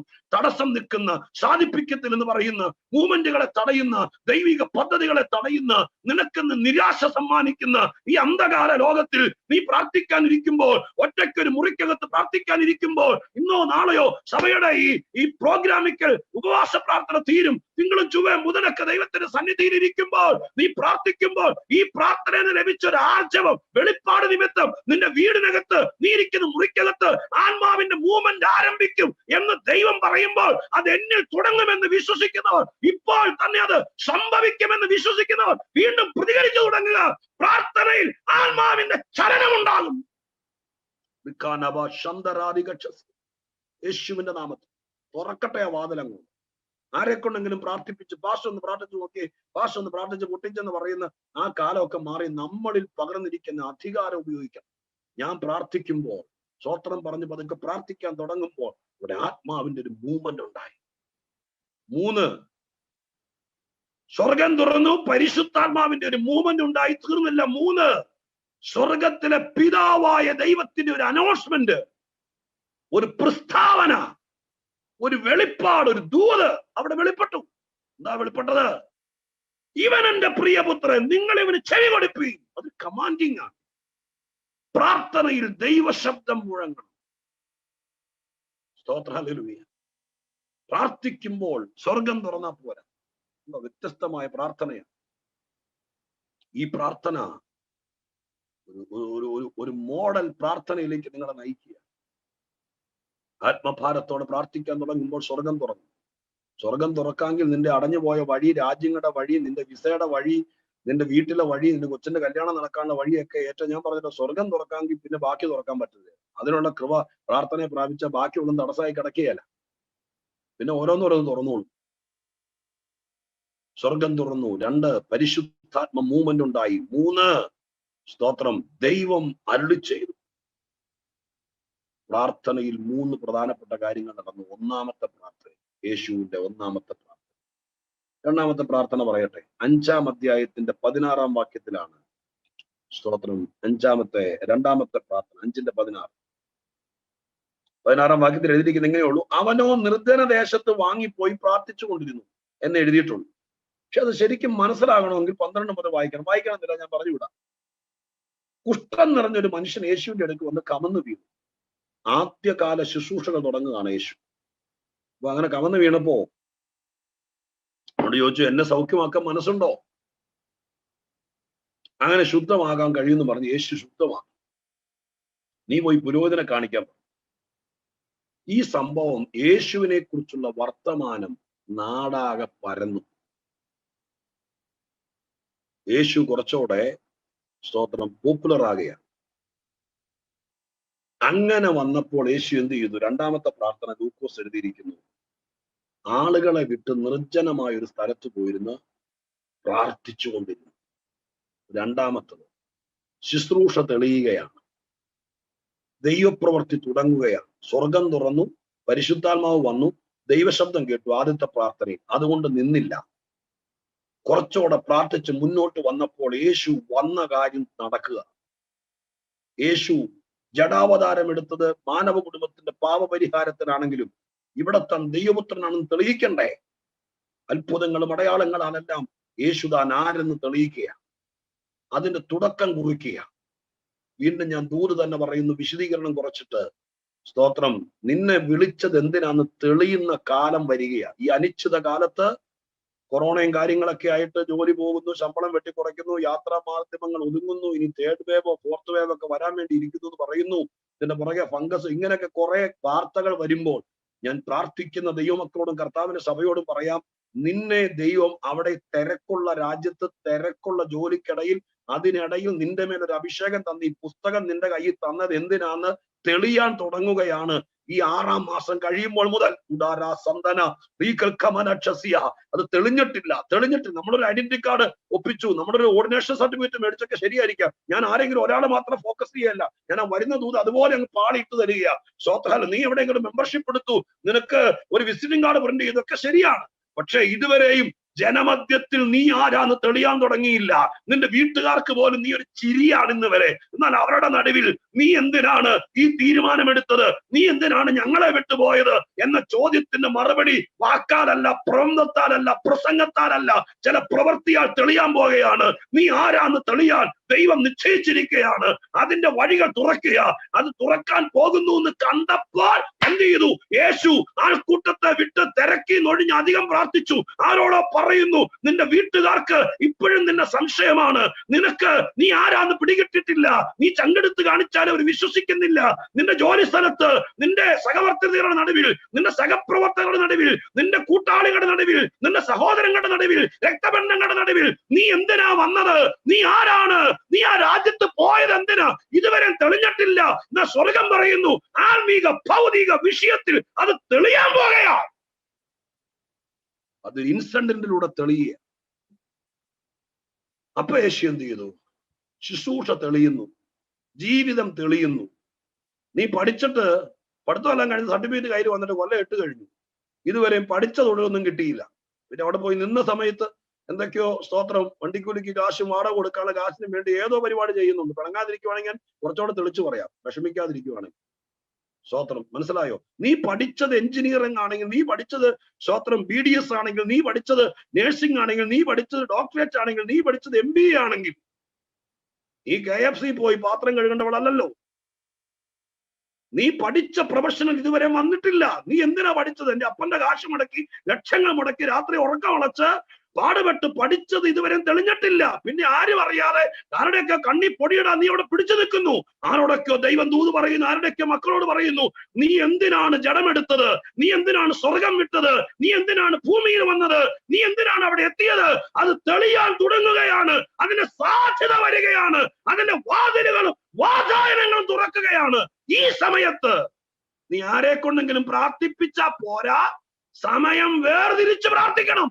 കാരണം നീ ആരാന്ന് തെളിയുക, നിന്റെ സാധ്യത തെളിയുക, നിന്റെ അവസരം തെളിയുക, നിന്റെ മുഖാന്തരം തെളിയുക, തെളിഞ്ഞു വരികയാണ് കൃപ. അപ്പൊ അപ്പോൾ യേശു എന്ത് ചെയ്തു? ഞാൻ ഭൂമിയിൽ വന്നതിന്റെ കാര്യങ്ങൾ തെളിയുന്നു. അപ്പോൾ യേശു അധികം പ്രാർത്ഥിച്ചു. രണ്ടാമത്തെ പ്രാർത്ഥന. മൂന്നാമത്തെ പ്രാർത്ഥന, 6-ാം അധ്യായത്തിന്റെ 12-ാം വാക്യത്തിലാണ്. 6-ാം അധ്യായം 12-ാമത്തെ വാക്യം. 6:12 എന്താ എഴുതിയിരിക്കുന്നു നോക്കിയേ. ആ കാലത്ത് അവൻ പ്രാർത്ഥിക്കേണ്ടതിന് മലയിൽ ചെന്ന് ദൈവത്തോടുള്ള പ്രാർത്ഥനയിൽ രാത്രി കഴിച്ചു. 3-ാമത്തെ പ്രാർത്ഥന. ആ കാലത്ത് യേശു ഒരു രാത്രി മുഴുവൻ പ്രാർത്ഥിക്കുന്നു. നമുക്ക് ആ പ്രാർത്ഥനയെ പഠിക്കണമെങ്കിൽ ആ വാക്കിനെ പഠിക്കണം. ആ കാലത്ത്. ഏത് കാലത്താണ്? ഏത് കാലത്താന്ന് അറിയണമെങ്കിൽ എന്റെ മുമ്പിലെ പാരഗ്രാഫിന് പഠിക്കണം. 6-ാം അധ്യായത്തിൽ അത് പഠിക്കണമെങ്കിൽ എഴുതിയിരിക്കുന്നത് എങ്ങനെയാണ്? മുമ്പിലെ പാരഗ്രാഫ് എഴുതിയിരിക്കുന്നത് ഇങ്ങനെയാണ്. മറ്റൊരു ശബ്ദത്തിൽ അവൻ പള്ളിയിൽ ഉപദേശിക്കുമ്പോൾ വരണ്ട കൈയിലുള്ള മനുഷ്യനെ അവിടെ ഉണ്ടായി. ശാസ്ത്രിമാരും പരീക്ഷന്മാരും അവനെ കുറ്റം ചുമത്തുവാൻ സംഗതി കിട്ടേണ്ടതിന് സ്തോത്രം അവൻ ശബത്തിൽ സൗഖ്യമാക്കുമോ എന്ന് നോക്കിക്കൊണ്ട്, ചുരുക്കി പറയാം, വിശദീകരിക്കാൻ നേരമില്ലാത്ത, യേശു യഹൂദന്റെ ദൈവാലയമല്ല, സിനഗോഗിൽ ഒരു ശബത്തിൽ പോയി സ്തോത്രം ഇരിക്കുകയാണ്. അപ്പൊ യേശുവിനെ കുറിച്ച് ഇങ്ങനെ പ്രവൃത്തികൾ തുടങ്ങിയപ്പോൾ ചുമ്മാ ആരും അറിയാതെ സ്തോത്രം ഒന്നും ചെയ്യാതെ ഇരിക്കുവാണെങ്കിൽ ആളുകളെ കുറിച്ച് അലിഗേഷൻസോ കമന്റുകളോ പരാതികളോ വിമർശനങ്ങളോ ഒന്നും ഉണ്ടാവില്ല. എന്തെങ്കിലും ചെയ്യുന്നവനെതിരെ വിമർശനം ഉണ്ടാവും. നമ്മൾ ആരും അറിയാതെ ആരോടും പറയാതെ എനിക്ക് വലിയ ആളെന്നാവണമെന്ന് ആഗ്രഹമില്ല, വലിയ ജാതി സ്വർഗത്തിൽ പോയാൽ മതി എന്ന് പറഞ്ഞിരുന്നത് നല്ല കാര്യം. പക്ഷെ നിങ്ങളെ കുറിച്ച് ആരും അറിയുമില്ല. നിങ്ങളെ കുറിച്ച് നിങ്ങൾ നല്ലത് ചെയ്യുന്നു ചീത്ത ചെയ്യുന്നു ആർക്കറിയാം. പക്ഷെ നിങ്ങൾ എന്തെങ്കിലും ചെയ്യാൻ തുടങ്ങിയാൽ അതിന് വിമർശനം ഉണ്ടാവും. ആളുകളപ്പോൾ നിങ്ങളെ ശ്രദ്ധിക്കാൻ തുടങ്ങും, നിങ്ങളിൽ കുറ്റം കണ്ടുപിടിക്കാൻ തുടങ്ങും. സ്തോത്രം. യേശു ക്രിസ്തു സജീവമാകുകയാണ്, ആളുകളിലേക്ക് ഇറങ്ങുകയാണ്, വന്ന കാര്യം നിർവഹിക്കുകയാണ്. അപ്പോൾ എതിരാളികൾ ഉണ്ടായി. എതിരാളികൾ ഉണ്ടാകുന്നെങ്കിൽ ഓർത്തോളം നിങ്ങൾ സജീവമാകുകയാണ്. നിങ്ങൾ ആരെ അറിയാതെ ആർക്കും പിടികൊടുക്കാതെ നിങ്ങൾ രക്ഷിക്കപ്പെട്ടു എന്ന് പോലും ആരോടും പറയാതെ കാനഡയിൽ ചെല്ലുമ്പോൾ അങ്ങനെയുള്ളവർ കാണിയല്ല. ഉണ്ടെങ്കിലും സ്തോത്രം അറിയണമല്ലോ, ഞാനൊരു ഉപദേശിയല്ല. കാനഡയിൽ വെച്ച് അന്യഭാഷയൊക്കെ പറഞ്ഞ് ആരാധിക്കുക, നാട്ടിൽ വരുമ്പോഴത്തേക്ക് അപ്പത്തിനെ പിടക്കണ്ടെന്ന് ഓർത്തുകൊണ്ട് പഴയ രീതിയിൽ പോവുകയാണെങ്കിൽ നിങ്ങൾക്ക്, കാരണം നിങ്ങൾ ആരാന്ന് വീട്ടുകാർ പോലും അറിഞ്ഞിട്ടില്ലല്ലോ. നിങ്ങൾ സ്നാനപ്പെട്ടെന്ന് അറിഞ്ഞിട്ടില്ല. നിങ്ങൾ സ്നാനപ്പെട്ടു എന്നും രക്ഷിക്കപ്പെട്ടു എന്നും നിങ്ങൾ കർത്താവിന്റെ മക്കളായി തീർന്നു എന്നും നിങ്ങൾ തെളിയിക്കാൻ തുടങ്ങുമ്പോൾ വിമർശനം ഉണ്ടാവും. അവർ നോക്കും, ഓ നീ വലിയ ഭക്തൻ വന്നിരിക്കുന്നു, എന്നിട്ടാണോ സ്തോത്രം ഇങ്ങനെ ചെയ്തത് അങ്ങനെ ചെയ്തെന്നൊക്കെ ചോദിക്കും. എന്തുകൊണ്ടാ? നമ്മൾ ആരാന്ന് തെളിയിച്ചത് കൊണ്ടാ. നമ്മൾ ആരാന്ന് തെളിയിച്ചില്ലെങ്കിൽ ഒരു വശമല്ല. സ്തോത്രം. ഇവിടെ ലോകത്തിൽ എന്തോരും പേര് കള്ളു കുടിക്കുന്നു, എന്തോരും പേര് സ്മോക്ക് ചെയ്യുന്നു. എല്ലാവരും പറയും, ഇവിടെ ദൈവത്തെ അറിഞ്ഞ ഒരാൾ എന്തെങ്കിലും ചെയ്താൽ, ഇട്ടിരിക്കുന്ന തുണിക്ക് ഇത്തിരി നീളം കുറഞ്ഞാൽ അവ വിമർശനം വരും. കാരണം എന്താ? നമ്മൾ ആരാന്ന് തെളിഞ്ഞാൽ വിമർശനങ്ങൾ വരും. യേശു ആരാന്ന് തെളിയുന്ന സമയത്ത് വിമർശനങ്ങൾ വന്നു. അപ്പൊ യേശു പോകുന്നിടത്തെല്ലാം ഇങ്ങനെ പാപ്പരാസികളെ പോലെ ക്യാമറയും കൊണ്ട് നടക്കുകയാണ്. ഇവൻ ഇന്നെന്നാ ചെയ്യുന്നത്, ഇന്ന് ആരോടാ സംസാരിക്കുന്നത് എന്നെല്ലാം അറിയാൻ വേണ്ടി നടക്കുക. അപ്പൊ യേശു പോയ വഴിക്ക് ഒരു നിഴല് പോലെ പള്ളിയിൽ പതുക്കെ പരീക്ഷന്മാരും അതിലെ ആളുകളും വന്നു നിന്നു. യേശു ഇന്ന് എന്തെങ്കിലും ചെയ്യുമോ? ശബത്താണ്. അപ്പൊ യേശു ഇങ്ങനെയുള്ള അവസരങ്ങൾ പാഴാക്കാറില്ല. വരണ്ട കൈയുള്ള ഒരു മനുഷ്യൻ പള്ളിയിൽ ഇരിക്കും. യേശു അവനെ കണ്ടു. അവനിങ്ങനെ ആരും അറിയാതെ ഈ പറഞ്ഞ പോലെ വിമർശനത്തിന് വിധേയനാകണ്ടെന്ന് ഓർത്തുകൊണ്ട് ഒതുങ്ങിയിരിക്കുമ്പോൾ യേശുവിന്റെ കണ്ണ് അവനിൽ പതിച്ചു. യേശു അവനോട് പറഞ്ഞു, എഴുന്നേറ്റ് നിൽക്കുക. ആൾക്കൂട്ടത്തിൽ എഴുന്നേറ്റ് നിൽക്കുക. അവൻ ആകപ്പാടെ പിള്ളേരുടെ ഭാഷ പറഞ്ഞ് ചമ്മിപ്പോയി കാണും. കാരണം അവൻ ഇത് ആരോടും പറയാതെ കൊണ്ട് നടക്കുക. ഞാൻ അടുത്ത ദൂത് പറയാം. 3-ാമത്തെ പ്രാർത്ഥനയിൽ ആരോടും പറയാതെ കൊണ്ടു നടക്കുന്ന ചില വിഷയങ്ങൾ ദൈവം തമ്പുരാന്റെ കണ്ണിൽപ്പെട്ടാൽ ചിലപ്പോൾ അതങ്ങ് പൊട്ടിക്കും ദൈവം. അപ്പൊ നമുക്ക് നാണക്കേടാവും. പിന്നെ രക്തസ്രാവക്കാരി സ്ത്രീയോട് ചോദിച്ച് അവിടെ സാക്ഷ്യം പറയാൻ സമയം കൊടുക്കും. നിങ്ങളുടെ സഭയിൽ വിളിച്ച് സാക്ഷ്യം പറയാൻ പറയും, എന്റെ പൊന്നുവാസ ഞാൻ ആരും അറിയാതെ ന്യൂട്രൽ വിടുതലും കൊണ്ട് അങ്ങ് പോകണം ഓർത്തിരുന്ന, പക്ഷെ യേശു ആരാമോ? കർത്താവ് അന്നേരം എല്ലാവരുടെ മുമ്പിൽ അങ്ങ് നാണം കെടും, എഴുന്നേൽപ്പിച്ചു. ഇതുപോലെ ഈ മനുഷ്യനും വരണ്ട കൈയും കൊണ്ട് പള്ളിയിൽ വന്നതാ. ഇതിപ്പോ ഏതൊക്കെയാലും വയസ്സ് എത്രയാ, ഇനിയിപ്പോ വരൾച്ച തന്നെ അങ്ങ് പോട്ടെ എന്ന് ഓർത്തിരുന്നതാ. പക്ഷെ യേശു എന്നെ എല്ലാവരുടെ മുമ്പിൽ എഴുന്നേൽപ്പിച്ചു. ഞാൻ അതിൽ നിന്നൊരു ദൂത് പറയാം. എല്ലാവരുടെയും മുമ്പിൽ നിന്റെ വരണ്ട അവസ്ഥയിൽ എഴുന്നേൽപ്പിച്ചിട്ടുണ്ടെങ്കിൽ യേശു നിന്നെ നാണം കെടുത്താൻ എഴുന്നേൽപ്പിച്ചതല്ല, നാണം കെടുത്തിട്ട് ഇരുത്തത്തുമില്ല. ഇരുത്തുന്നതിനേക്കാൾ മുമ്പ് നിനക്ക് മാറ്റം വരുത്തിയിട്ടേ ഇരുത്തുള്ളൂ. അതിന് തൻ്റെ ഇടം ഉള്ളത് കൊണ്ടാണ് നിന്നെ എഴുന്നേൽപ്പിച്ചത്. നിന്റെ വീട്ടുകാരുടെയും ചാർച്ചക്കാരുടെയും ബന്ധുക്കളുടെയും നടുവിൽ നിന്നെ എഴുന്നേൽപ്പിച്ചു. ആൾക്കാർ പറയുന്നുണ്ടായിരിക്കും, ഓ അവനിപ്പോ വലിയ ഉപദേശിയാ, അവനിപ്പോ അവരുടെ വലിയ ആളാന്നൊക്കെ പറഞ്ഞിട്ടുണ്ടാവും. അതിൽ നമ്മുടെ മലയാളിയുടെ ഭാഷ പറഞ്ഞ അവരാക്കലാത്. എന്റെ ഈ ഭാഷ നിങ്ങൾ തെറ്റിദ്ധരിക്കരുത്. സ്തോത്രം.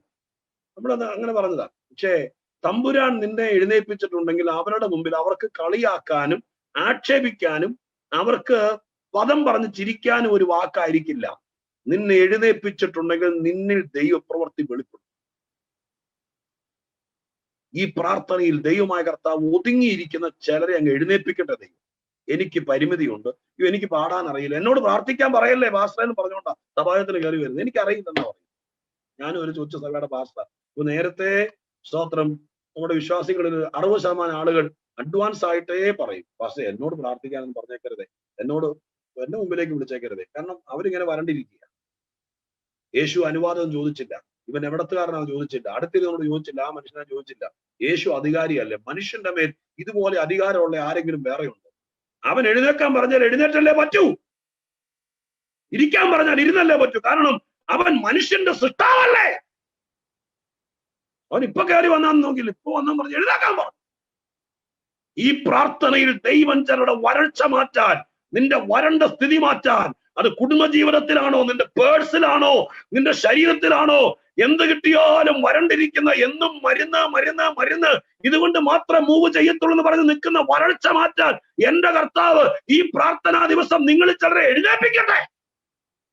ആ വരൾച്ചയോടുകൂടെ, ആ വരണ്ട സ്ഥിതിയിൽ എഴുന്നേക്കട്ടെ. നമ്മൾ ചിലർ പറഞ്ഞിരിക്കുക, കൈയൊക്കെ ഒന്ന് നന്നായിട്ട് വേണം ഒന്ന് എഴുന്നേക്കാൻ, വരൾച്ചയൊക്കെ മാറിയിട്ട് വേണം എനിക്കൊന്ന് തുടങ്ങാന്ന് പറഞ്ഞിരിക്കുക. ഈ വരണ്ടിരിക്കുന്ന സ്ഥിതിയോടുകൂടി അങ്ങ് എഴുന്നേറ്റാൽ എഴുന്നേക്കലും നടക്കും, ആ കേസ് അങ്ങ് നന്നാവുകയും ചെയ്യും. ഇത് മാറിയിട്ട് എഴുന്നേക്കാൻ നോക്കിയാൽ ഇപ്പൊ തന്നെ 90 വയസ്സാവും, കുറച്ചുകൂടെ കഴിഞ്ഞാൽ. ഇപ്പൊ വയസ്സ് എത്രയാണെന്നറിയാമോ? അവൻ എഴുന്നേക്കിന് നടക്കുകയല്ല. അപ്പൊ ഇപ്പൊ ഈ പ്രായത്തിലെങ്കിലും അങ്ങ് എഴുന്നേക്ക്. ഏതൊക്കെയാലും കർത്താവിനെ അറിഞ്ഞു, പിള്ളേരുടെ കൂടെ ഒക്കെ വന്ന് താമസിക്കുന്നതുകൊണ്ട് സ്തോത്രം പ്രാർത്ഥനയും പാട്ടൊക്കെ അറിഞ്ഞു. ഇനി പേക്കാലും തമ്പുരാൻ കണ്ടു, ഇനി അങ്ങ് എഴുന്നേക്ക്, ഇനി അങ്ങ് സ്തോത്രമൊക്കെ പറയാൻ തുടങ്ങുക. മസിൽ പിടുത്തമൊക്കെ അങ്ങ് വിട്ടിട്ട് ഏതൊക്കെയാലും സ്തോത്രമൊക്കെ എന്നാന്ന് മനസ്സിലായല്ലോ, പാട്ടൊക്കെ ഇനി കൂടെ ഒന്ന് പാടാൻ തുടങ്ങും, പാടുമ്പോ ഒന്ന് കൈയൊക്കെ അടിക്കാൻ തുടങ്ങുക. എഴുന്നേക്ക്. യേശു അവനെ കണ്ട് എഴുന്നേൽപ്പിച്ചു. എഴുന്നേൽപ്പിച്ചപ്പോൾ സ്തോത്രം അവനോട് വിമർശകന്മാര് വിമർശിച്ചു, ഇരിക്കാൻ പറഞ്ഞു. ഇരിക്കാൻ പറയുന്നതിനേക്കാൾ അവനെ കൈ നീട്ടാൻ പറഞ്ഞു. കൈ നീട്ടി വരൾച്ച മാറി ഇരുന്നു. പെട്ടെന്ന് ഇവർക്ക് അസൂയ കയറി, വിമർശകർക്ക്. 11-ാം വാക്യത്തിൽ വായിക്കുന്നു, അവരോ ഭ്രാന്ത് നിറഞ്ഞവരായി യേശുവിനെ എന്തു ചെയ്യേണ്ടു എന്ന് തമ്മിൽ ആലോചന കഴിച്ചു. അർത്ഥം മനസ്സിലായോ? 3 കാര്യങ്ങൾ അവിടെ നടന്നു. ഒന്ന്, അവർക്ക് ഭ്രാന്ത് നിറഞ്ഞു. ചിലരെ വിടുവിക്കപ്പെട്ട ചിലർക്ക് ഭ്രാന്ത് കയറും. കാരണം ചിലരെന്നും ബന്ധിക്കപ്പെട്ടിരിക്കുന്ന ചിലർക്ക് നല്ലത്. നീ വിടുവിക്കപ്പെട്ട ചിലര് ഭ്രാന്ത് കയറിക്കോളൂ. കാരണം സ്തോത്രം അതിന്റെ പുറകിലേക്ക് അവർക്ക് കൈ കാണും. ഭ്രാന്ത് കയറി. അപ്പൊ അവര് തീരുമാനിച്ചു ഇവനെ എന്തെങ്കിലും ചെയ്തേ പറ്റൂ. യേശുവിനെ എന്തെങ്കിലും ചെയ്തേ പറ്റൂ. അവർ ഗൂഢാലോചന നടന്നു. ആ സമയത്താണ് യേശു രാത്രി മുഴുവൻ പ്രാർത്ഥിക്കാൻ മലയിൽ. നിനക്കെതിരെ ഗൂഢാലോചന നടക്കുന്നു, നിനക്കെതിരെ ചിലർക്ക് ഭ്രാന്ത് കയറുന്നു. നിന്റെ വീട്ടിൽ അങ്ങനെ പ്രശ്നം കാണും. ഞാൻ മിഷണറി മീറ്റിംഗിനല്ല പ്രസംഗിക്കുന്നത്, സഭയോടല്ലേ. നീ പ്രാർത്ഥിക്കുന്ന കാണുമ്പോഴേക്ക് അപ്പുറത്തെ മുറിയിൽ കാലേ നിങ്ങൾ പെരുത്ത് കയറി പാത്രം തറയിലേക്ക് കുത്തി ഒക്കെ ബഹളം വെക്കുന്നവര് കണ്ടേക്കാം. വീടുകളുടെ കാര്യം പറയുന്നു. അപ്പൊ കയറി സ്തോത്രം 1-2 പറഞ്ഞ് കോർക്കരുത്. അതുകൊണ്ട് പാസ്റ്റർ ഇടയ്ക്കിടയ്ക്ക് ചെയ്യുകയും ചെയ്യരുത്. അങ്ങനെ നീ പ്രാർത്ഥിക്കുന്നതും നീ അന്യഭാഷ പറയുന്നതും ആരാധിക്കുന്നതും നീ വേദപുസ്തകം വായിക്കുന്നതും നിന്റെ വീട്ടിനകത്ത് ചിലർക്ക് ഭ്രാന്ത് കയറുന്നുണ്ടെങ്കിൽ ആ സമയത്ത് ഈ യേശുവിനെ മാതൃകയാക്കണം. കർത്താവ് രാത്രി ഉറങ്ങാതെ പ്രാർത്ഥിക്കാൻ തുടങ്ങി. അവിടെയാണ് യേശു രാത്രി പ്രാർത്ഥനകൾ ആരംഭിച്ചത്. അവിടെയാണ് മുഴുരാത്രി പ്രാർത്ഥനകൾ ആരംഭിച്ചത്. ചിലർ എന്നെ കൊല്ലാൻ നോക്കുന്നുണ്ട്, ചിലർ എനിക്കെതിരെ ഗൂഢാലോചന നടത്തുന്നുണ്ട്, ചിലർക്ക് എന്നെ കാണുമ്പോ ചതുർത്ഥി കാണുമ്പോഴേ ഭ്രാന്ത. സ്തോത്രം, ഞാനൊന്നും ചെയ്തിട്ടല്ല, ഞാൻ നന്മയെ ചെയ്തിട്ടുള്ളൂ. അത് ഈ ലോകത്തിന്റെ ഒരു കെടുതിയാ ദൈവമക്കളെ. അപ്പൊ എന്ത് ചെയ്യണം? അതിന് പരാതിയും പരിഭവമായിട്ട് പത്രം ഇറക്കി സ്തോത്രം മറുപടി പറയാൻ നടക്കരുത്. നമ്മുടെ ജീവിതത്തോടെ പോകും. അവിടെ വേണ്ടത് രാത്രികളിൽ പ്രാർത്ഥനയിലേക്ക് കയറുക. മുഴുരാത്രി യേശു പ്രാർത്ഥിച്ചു. ചിലര് നിനക്കെതിരെ ഭ്രാന്ത് കയറി എന്ത് ചെയ്യാൻ പറ്റും? സ്തോത്രം, ഹല്ലേലൂയ. നിങ്ങളൊക്കെ ആയിരിക്കുന്ന രാജ്യത്ത് ഒരു ചെറിയ കടലാസും ഒരു മരുന്നിന്റെ കുറിപ്പടിയും മതി.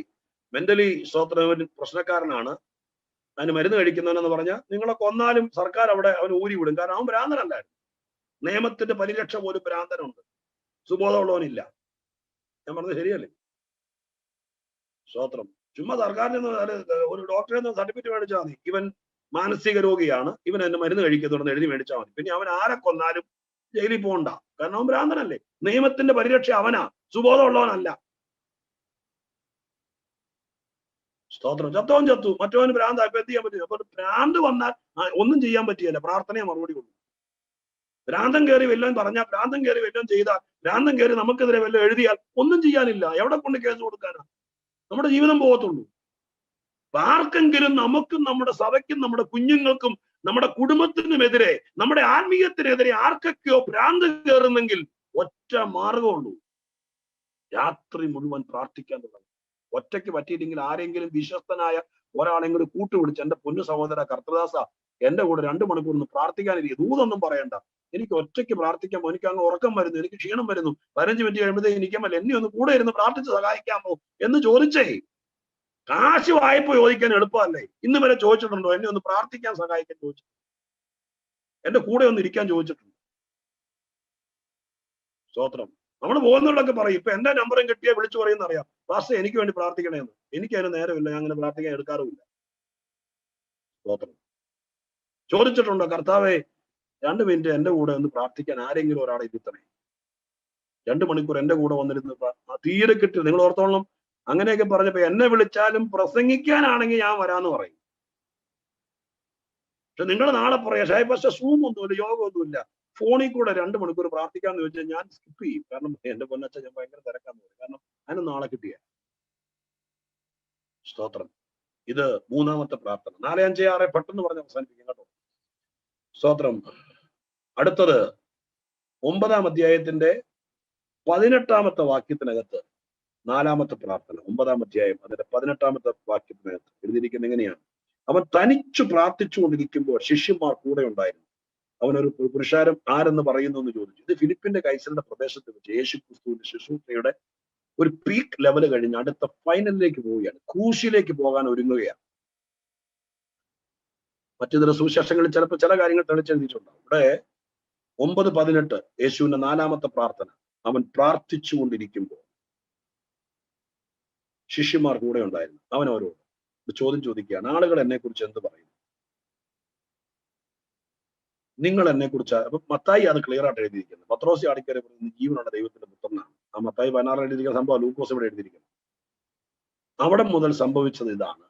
പത്രോസിന് താക്കോല് കൈമാറി ദൈവരാജ്യത്തിന്റെ. എന്നിട്ട് യേശു അന്ന് മുതൽ പറയുകയാണ്, മനുഷ്യപുത്രൻ പുരോഹിതന്മാരാലും മറ്റു പലരാലും സ്തോത്രം ഉപദ്രവിക്കപ്പെടും, പീഡിപ്പിക്കപ്പെടും എന്ന് പറഞ്ഞു. അപ്പോ ആ പ്രാർത്ഥന ചുരുക്കി പറയാം, ഇനി നീട്ടുന്നില്ല. അവന്റെ ജീവിതത്തിന്റെ ഏറ്റവും അൾട്ടിമേറ്റ് ഡെസ്റ്റിനിലേക്ക് നീങ്ങിയ, രോഗികളെ സൗഖ്യമാക്കി പച്ചവെള്ളം വീഞ്ഞാക്കി ഇതിലേക്ക് ഇറങ്ങിയാൽ പോരല്ലോ, തിരിച്ചു പോകണ്ടേ, അപ്പന്റെ അടുക്കിലേക്ക് പോകണ്ടേ, അതിന് സമയമായി വരുന്നു. അത് അറിഞ്ഞുകൊണ്ടൊരു ചോദ്യം ചോദിക്കുക, നിങ്ങളുടെ ആളുകൾ എന്നെ കുറിച്ച് എന്ത് പറയും? പറഞ്ഞു, ഏലിയാവാണ്, യോനാസ്നാവാനാണെന്നൊക്കെ പറഞ്ഞു. അതേ നിങ്ങൾ എന്നെ കുറിച്ച് എന്ത് പറഞ്ഞു? ആർക്കൊന്നും പറയാനില്ല. അപ്പൊ പത്രോസ് പറയുന്നു, നീ ജീവനുള്ള ദൈവത്തിന്റെ പുത്രനെ ക്രിസ്തുവാണ്.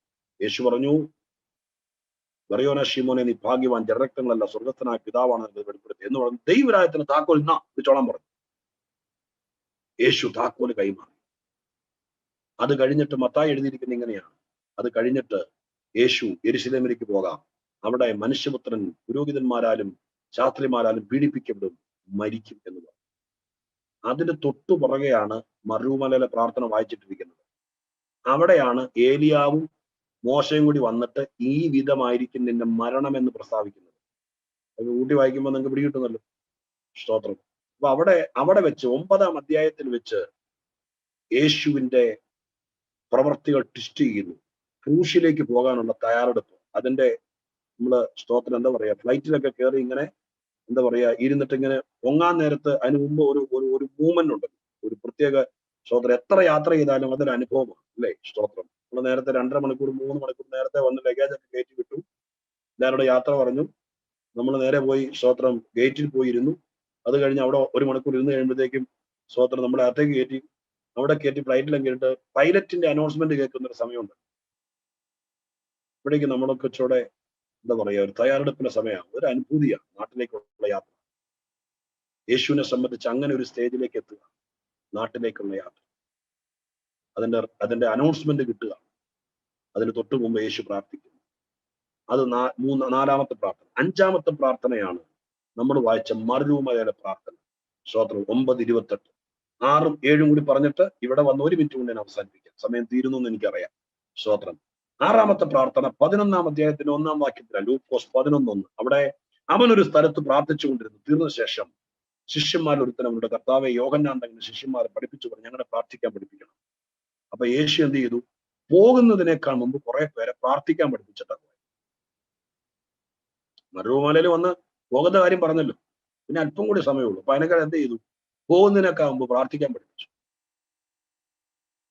അതിനു വേണ്ടി പ്രാർത്ഥിച്ചുകൊണ്ടിരിക്കുകയാണ്. 11:1. ഏഴാമത്തെ പ്രാർത്ഥനയും കൂടി പറഞ്ഞു നിർത്തുന്നു. 22:44 ഗദസമനയിൽ യേശു മനുഷ്യന്റെ പാപം കടന്ന പാനപാത്രം ഏറ്റെടുക്കുന്ന സമയം അവിടെ വീണ് കിടന്ന് കരയുക, കഴിയുമെങ്കിൽ ഈ പാനപാത്രം എങ്കിൽ നിന്ന് നീങ്ങി. സ്തോത്രം. അതിശ്രദ്ധയോടെ യേശുക്രിസ്തുവോട് പ്രാർത്ഥിക്കുന്നു. ആ പ്രാർത്ഥന 7 പ്രാർത്ഥന ഞാൻ പറഞ്ഞു. ഇനി ഞാൻ 9:28 ഒറ്റ വാക്കി പറഞ്ഞ് പ്രാർത്ഥിക്കാൻ നിങ്ങൾക്ക് വേണ്ടി. സമയം തീർന്നത് ഓടിച്ചു പറഞ്ഞ് നിർത്തുകയോ ചെയ്തത്. വിശദീകരണങ്ങളെല്ലാം ആയില്ലെന്ന് എനിക്കറിയാം, എങ്കിലും ഞാൻ ഇവിടെ അവസാനിപ്പിക്കും. അവിടെ പറഞ്ഞത് ഇങ്ങനെയാണ്: യേശു മരുമലയിൽ പ്രാർത്ഥിക്കുമ്പോൾ അവന്റെ മുഖത്തിന്റെ ഭാവം മാറി, ഉടുപ്പ് മിന്നി. ആ പ്രാർത്ഥന കണ്ടു. ഞാൻ ആമുഖത്തിൽ പറഞ്ഞതുപോലെ അവന്റെ മുഖക്കുരു മാറി എന്നല്ല എഴുതിയിരിക്കുന്നത്, മുഖം മാറി എന്ന് എഴുതിയിരിക്കുന്നത്.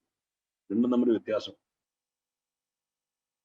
നമ്മുടെ ശരീരത്തിൽ ഒരു ചെറിയ പ്രയാസം മാറുന്നതോ, ഒരു നീര് മാറുന്നതോ, തലവേദന മാറുന്നതോ, ക്യാൻസർ മാറുന്നതൊക്കെ, ട്യൂമർ മാറുന്നതൊക്കെ അത്ഭുതമാണ്. പക്ഷെ അതുകൊണ്ട് ആള് മാറുന്നില്ല. മുഖം മനസ്സിന്റെ കണ്ണാടിയാണ്. മുഖം എന്ന് പറയുന്നത് വേദപുസ്തക ഭാഷയിൽ ആളത്തമാണ്. എന്റെ തെളിവെന്താ? യാക്കോബ് യോസെഫിനെ കണ്ടപ്പോൾ പറഞ്ഞു, മോനെ നിന്റെ മുഖം കാണുമെന്ന് വിചാരിച്ചതല്ല. അതിന്റെ അർത്ഥം എന്താ? മുഖം മാത്രം കാണിച്ചെന്നാണ്. ആണത്തമാണ്, ആണത്തമാണ്. സ്തോത്രം. കർത്താവിനെ മടങ്ങി വരവിൽ സഭയെക്കുറിച്ച് പറഞ്ഞിരിക്കുന്ന ഒരു ആലങ്കാരിക വസ്തുതയുണ്ട്. അത് മറ്റൊന്നുമല്ല, പാറയുടെ പിളർപ്പിലും കടുന്തൂക്കിന്റെ മറവിലും ഇരിക്കുന്ന എന്റെ പ്രാവേ, നിന്റെ മുഖം ഒന്ന് കാണട്ടെ. മുഖം അവിടെ ഉപയോഗിച്ചത് മുഖം മാത്രം ഒന്ന് കാണിച്ചു കൊടുക്കാറുണ്ട്. പിന്നെ സെൽഫി എടുത്ത് അയച്ചാൽ പോരെ. എന്താ മുഖം എന്നോട് ഉദ്ദേശിച്ചത്? ആളത്തമാണ്. വേറൊരു വാക്കോടെ പറയാം മുഖത്തെ കുറിച്ച്. ആ വാക്യം ഇതാണ്: ഇന്ന് നാം കണ്ണാടിയിൽ കടമൊഴിയായി കാണുന്നു, അന്ന് നാം അവന്റെ മുഖം കണ്ട് ആരാധിക്കും. എന്റെ അർത്ഥം എന്താ? ഇന്ന് നമ്മൾ ദൈവത്തെ പൂർണ്ണമായി കാണാൻ പറ്റില്ല. അവൻ തേജസ്സാണ്. നാം രൂപാന്തരപ്പെട്ട് കഴിയുമ്പോഴാണ് ദൈവത്തെ ആളത്വത്തിൽ കാണുള്ളൂ. അതാ മുഖം കണ്ട് ആരാധിക്കുന്നത്. മുഖം എന്ന് പറഞ്ഞത് ഇവിടെ അക്ഷരികമായിരിക്കാം മുഖം, പക്ഷെ അതിന്റെ സിംബോളിക് ട്രാൻസ്ലേഷൻ അല്ലെങ്കിൽ ഒരു വ്യാഖ്യാനം ആവശ്യമാണ്, ഒരു സ്പിരിച്വൽ വ്യാഖ്യാനം. യേശുവിന്റെ മുഖം അങ്ങ് മാറി. പ്രാർത്ഥിച്ച് പ്രാർത്ഥിച്ച് കുറുകി കുറുകി ഞരങ്ങി. ഞാൻ പറഞ്ഞല്ലോ, ഒരു ദിവസം മുഴുവൻ ഒറ്റയ്ക്കിരുന്ന് പ്രാർത്ഥിക്കുക. അങ്ങ് പ്രാർത്ഥിച്ച് പ്രാർത്ഥിച്ച് പ്രാർത്ഥിച്ച് പ്രാർത്ഥിച്ച് യേശുവിന്റെ മുഖം തേജസ്സായി, ആളത്തം മാറി. അവന്റെ വസ്ത്രം മിന്നി. ഇട്ടിരുന്ന വസ്ത്രത്തെ പോലും ആ തേജസ് ബാധിച്ചു. പുറത്തേക്ക് ജനം കണ്ടു, ഇല്ലുമിനേറ്റ് ചെയ്തു, മറ്റുള്ളവരെ പ്രകാശിപ്പിച്ചു, അവിടെ ഉറങ്ങിയവരെ ഉണർത്തി. എനിക്ക് ആ ഭാഗം തന്നെ ഒരു 6-7 പോയിന്റ് പറയാറുണ്ട്. എവിടെ ഞാൻ നിർത്തുക. പത്രോസും യോഹന്നാനൊക്കെ ഉറങ്ങുക. യേശു തല്ലി ഉണർത്തിയതല്ല. കാരാഗ്രഹത്തിൽ പത്രോസിനെ ദൂതം വന്ന് നെഞ്ചത്തടിച്ച ഉണർത്തിയത്. ഓർക്കുന്നുണ്ടോ? വിലാപ്പുറത്ത് തട്ടിയ ഉണർത്തിയത്. ഇവിടെ യേശുക്രിസ്തു ചൂരവടിയും കൊണ്ട് ഉറങ്ങുവാടാൻ ചോദിച്ചുകൊണ്ട് അടിച്ചല്ല ഉണർത്തിയത്. ആ തേജസ് ഉണർത്തിയവരെ. ഞാൻ നിർത്തുമ്പോൾ ഇങ്ങനെ പറയാം: സഭയുടെ മുഖം മാറുകയാണ്. കർത്തൃദാസന്മാരുടെ മുഖം മാറുകയാണ്. പ്രാർത്ഥനയെ മടുപ്പില്ലാത്തവരുടെ മുഖം മാറുകയാണ്. അവിടെ ഇരിക്കുന്ന പിതാക്കന്മാരും അമ്മമാരും ശ്രദ്ധിച്ചു കേട്ടോളണം. നിങ്ങൾക്ക് ദൈവം സമയം തന്നിരിക്കുന്നത്, സ്തോത്രം, എന്തെങ്കിലും ചാനൽ വാർത്തകൾ കണ്ടും അവരുടെ വൈകുന്നേരത്തെ സ്തോത്രം പ്രൈം ടൈം ചർച്ചകൾ കണ്ട് സമയം തീർക്കാനല്ല. അത്യാവശ്യം എന്തെങ്കിലും ഒരു ചാനൽ, ഒരു ന്യൂസ്, ഒരു ദിവസം 1-2 ന്യൂസ് കേട്ടിട്ട് ബാക്കി സമയം മുഴുവൻ പ്രാർത്ഥനാ മുറി ചെലവഴിക്കണം. നിങ്ങളെ ദൈവം മാറ്റും. നിങ്ങളിൽ വ്യാപരിക്കുന്ന തേജസ് നിങ്ങളുടെ വീട്ടിൽ ഉറങ്ങിക്കിടക്കുന്ന മക്കളെ ഉണർത്തും. നിങ്ങളുടെ നാട്ടിൽ ഒരിക്കലെങ്കിലും നിങ്ങളുടെ അടുത്ത ഫ്ലാറ്റിൽ താമസിക്കുന്നവനെ ഉണർത്തും. നിങ്ങൾ ശോഭിച്ചാൽ, നിങ്ങൾ മാറിയാൽ, നിങ്ങളുടെ മുഖം മാറിയാൽ നിങ്ങളുടെ ജീവിത പങ്കാളിയും മക്കളെ ഉണർത്തും. 28 കൊല്ലം പ്രാർത്ഥിച്ചിട്ട് കരിക്കട്ട പോലെ വരുവാണെങ്കിൽ, ഉള്ള തീയോടെ കെടുവാണെങ്കിൽ ആരും വരികയില്ല നമ്മുടെ കൂടെ, ആരും ഉണരുകയില്ല. പത്രോസ് പറഞ്ഞു, ഇനി ഈ മലയെന്ന് പോകണ്ട, നമുക്ക് ഇവിടെ താമസിക്കാം, ഇനി താഴ്വരയിലേക്ക് പോകണ്ട. അവൻ വീട് മറന്നു, കൂട് മറന്നു, കൂട്ടുകാരെ മറന്നു. എന്താ കാരണം? തേജസ് ഇറങ്ങി. ലോകം മറക്കണമെങ്കിൽ, പാപം മറക്കണമെങ്കിൽ, ജഡം മറക്കണമെങ്കിൽ, സ്വർഗം കാണണമെങ്കിൽ, ഇവിടെ തന്നെ ഇരിക്കാന്ന് പറയണമെങ്കിൽ തേജസ് കാണണം. നമ്മുടെ പിള്ളേര് തേജസ് കാണണം. അതിന് വഴിവെച്ചു കൊടുക്കണം. കാരണവന്മാര്, പ്രാർത്ഥിക്കുന്നവര്, അഭിഷിക്തന്മാര്, മുമ്പേ വന്നവര്. അങ്ങനെ ഒരു പ്രാർത്ഥനയ്ക്ക് ദൈവം ഈ ഉപവാസ പ്രാർത്ഥനയിൽ നിങ്ങളെ ചലഞ്ച് ചെയ്യുക. അങ്ങനെ തേജസ്സിലേക്കും ശോഭയിലേക്കും വന്നാൽ മറ്റുള്ളവരെ ആരും ഉണർത്തണ്ട. മൈക്ക് അവന്റെ ചെവിയിലേക്ക് വെച്ച് കെട്ടി പാട്ട് കേൾപ്പിക്കണ്ട. അവൻ ഉണർന്നോളും. ഈ തേജസ് കാണുമ്പോൾ ഉണർന്നോളും. അവൻ ഇങ്ങോട്ട് വന്ന് പറഞ്ഞോളും, ഞങ്ങളും കൂടി നിന്റെ കൂടെ ഇരിക്കട്ടെ, ഞങ്ങൾക്കിനി താഴേക്ക് പോകണമെന്നില്ല. അവിടെ കൂട്ടുകാരുണ്ട്, അവിടെ ഭാര്യ മക്കളുണ്ട്. ഈ മലയാണ് നല്ലത്. ഏത് മല? തേജസ് വന്ന മല, രൂപാന്തരപ്പെട്ട മല, ആളുമാറിയ മല, യേശു ആരാന്ന് തെളിഞ്ഞ മല, ദൈവിക സാന്നിധ്യം ഇറങ്ങിയ മല. ഇവിടെയാണ് നല്ലത്. ഇനി പഴയ പാരമ്പര്യത്തിലേക്ക് പോകണ്ട, പഴയ ചട്ടക്കൂടിലേക്ക് പോകണ്ട, പഴയ കെട്ടുകെട്ടിലേക്ക് പോകണ്ട. ഇവിടെ ഒരു കുടിലാണെങ്കിലും നമുക്ക് ഇവിടെ തുടരാം എന്ന് നിങ്ങളുടെ കൂട്ടായ്മയിൽ വരുന്ന ആരും ഇനി പറയട്ടെ, ആരും പറയട്ടെ, നമുക്ക് ഇവിടെ തുടരാം. അപ്പൻ അമ്മയോട്, അമ്മ ഭർത്താവിനോട്, സ്വന്തം മക്കളോട് പറയട്ടെ, ആ പാഷയുടെ കൂടെ, ആ സഭയിൽ, ആ കൂട്ടായ്മയിൽ അവിടെ നമുക്ക് തുടരാം, അവിടെ നമുക്ക് തുടരാം. നമുക്കിനി പഴയ മാർഗത്തിലേക്ക് പോകണ്ട എന്ന് അവരെ കൊണ്ട് പറയിപ്പിക്കണമെങ്കിൽ പ്രാർത്ഥിക്കുന്ന നീ ആള് മാറണം. ഞാൻ അവസാനിപ്പിക്കുന്നു. ഒരു വാക്ക് പ്രാർത്ഥിച്ചു. ഈ ദൂത് ക്ഷണത്തിൽ സംഭവിക്കുമെന്ന് വിചാരിക്കും. 25 കൊല്ലം കഴിഞ്ഞ് റിട്ടയർഡ് ആയിട്ട് അരക്കൈ നോക്കാന്നല്ല, ഇത് ക്ഷണത്തിൽ സംഭവിക്കേണ്ട ദൂതാണ്. ഇനി അങ്ങനെയുള്ളവർക്ക് കൊറോണ കഴിഞ്ഞിട്ട് ലോകത്തിൽ സ്ഥാനമുള്ളൂ. ആത്മീക ദൈവം തമ്പുരാൻ ചട്ടക്കൂടും പരിപാടികളെല്ലാം മടക്കിക്കൊണ്ടിരിക്കുകയാണല്ലോ. നിങ്ങൾക്ക് അറിയാമല്ലോ, ഞാൻ പറയണ്ടല്ലോ, ആ ഭാഗത്ത് കിടക്കണ്ടല്ലോ. ഇനി പ്രാർത്ഥിക്കുന്നവനെ സാധ്യതയുള്ളൂ. വെറും പ്രാർത്ഥനക്കാരനല്ല, പ്രാർത്ഥിച്ച് സ്വർഗം തുറക്കുന്നവനെ സാധ്യതയുള്ളൂ. രാത്രി മുഴുവൻ പ്രാർത്ഥിച്ച് ശത്രുവിന്റെ വാ കെട്ടുന്നവനെ ഇനി സാധ്യതയുള്ളൂ. പ്രാർത്ഥിച്ച ആള് മാറുന്നവനെ ഇനി സാധ്യതയുള്ളൂ. ആ സാധ്യതകൾ കൈവിരലിന്റെ തുമ്പത്തെത്തി നിൽക്കുന്നു. സ്തോത്രം, ഹല്ലേലൂയ. അവിടത്തെ ദൈവസഭ അതിന് തയ്യാറാകുന്നെങ്കിൽ സ്വർഗം പറയുന്ന ഈ ദൂത് അതുപോലെ അവിടെ പേസ്റ്റ് ചെയ്യുക, ഇംപ്ലിമെന്റ് ചെയ്യുക, വിതയ്ക്കുക, സംഭവിക്കും.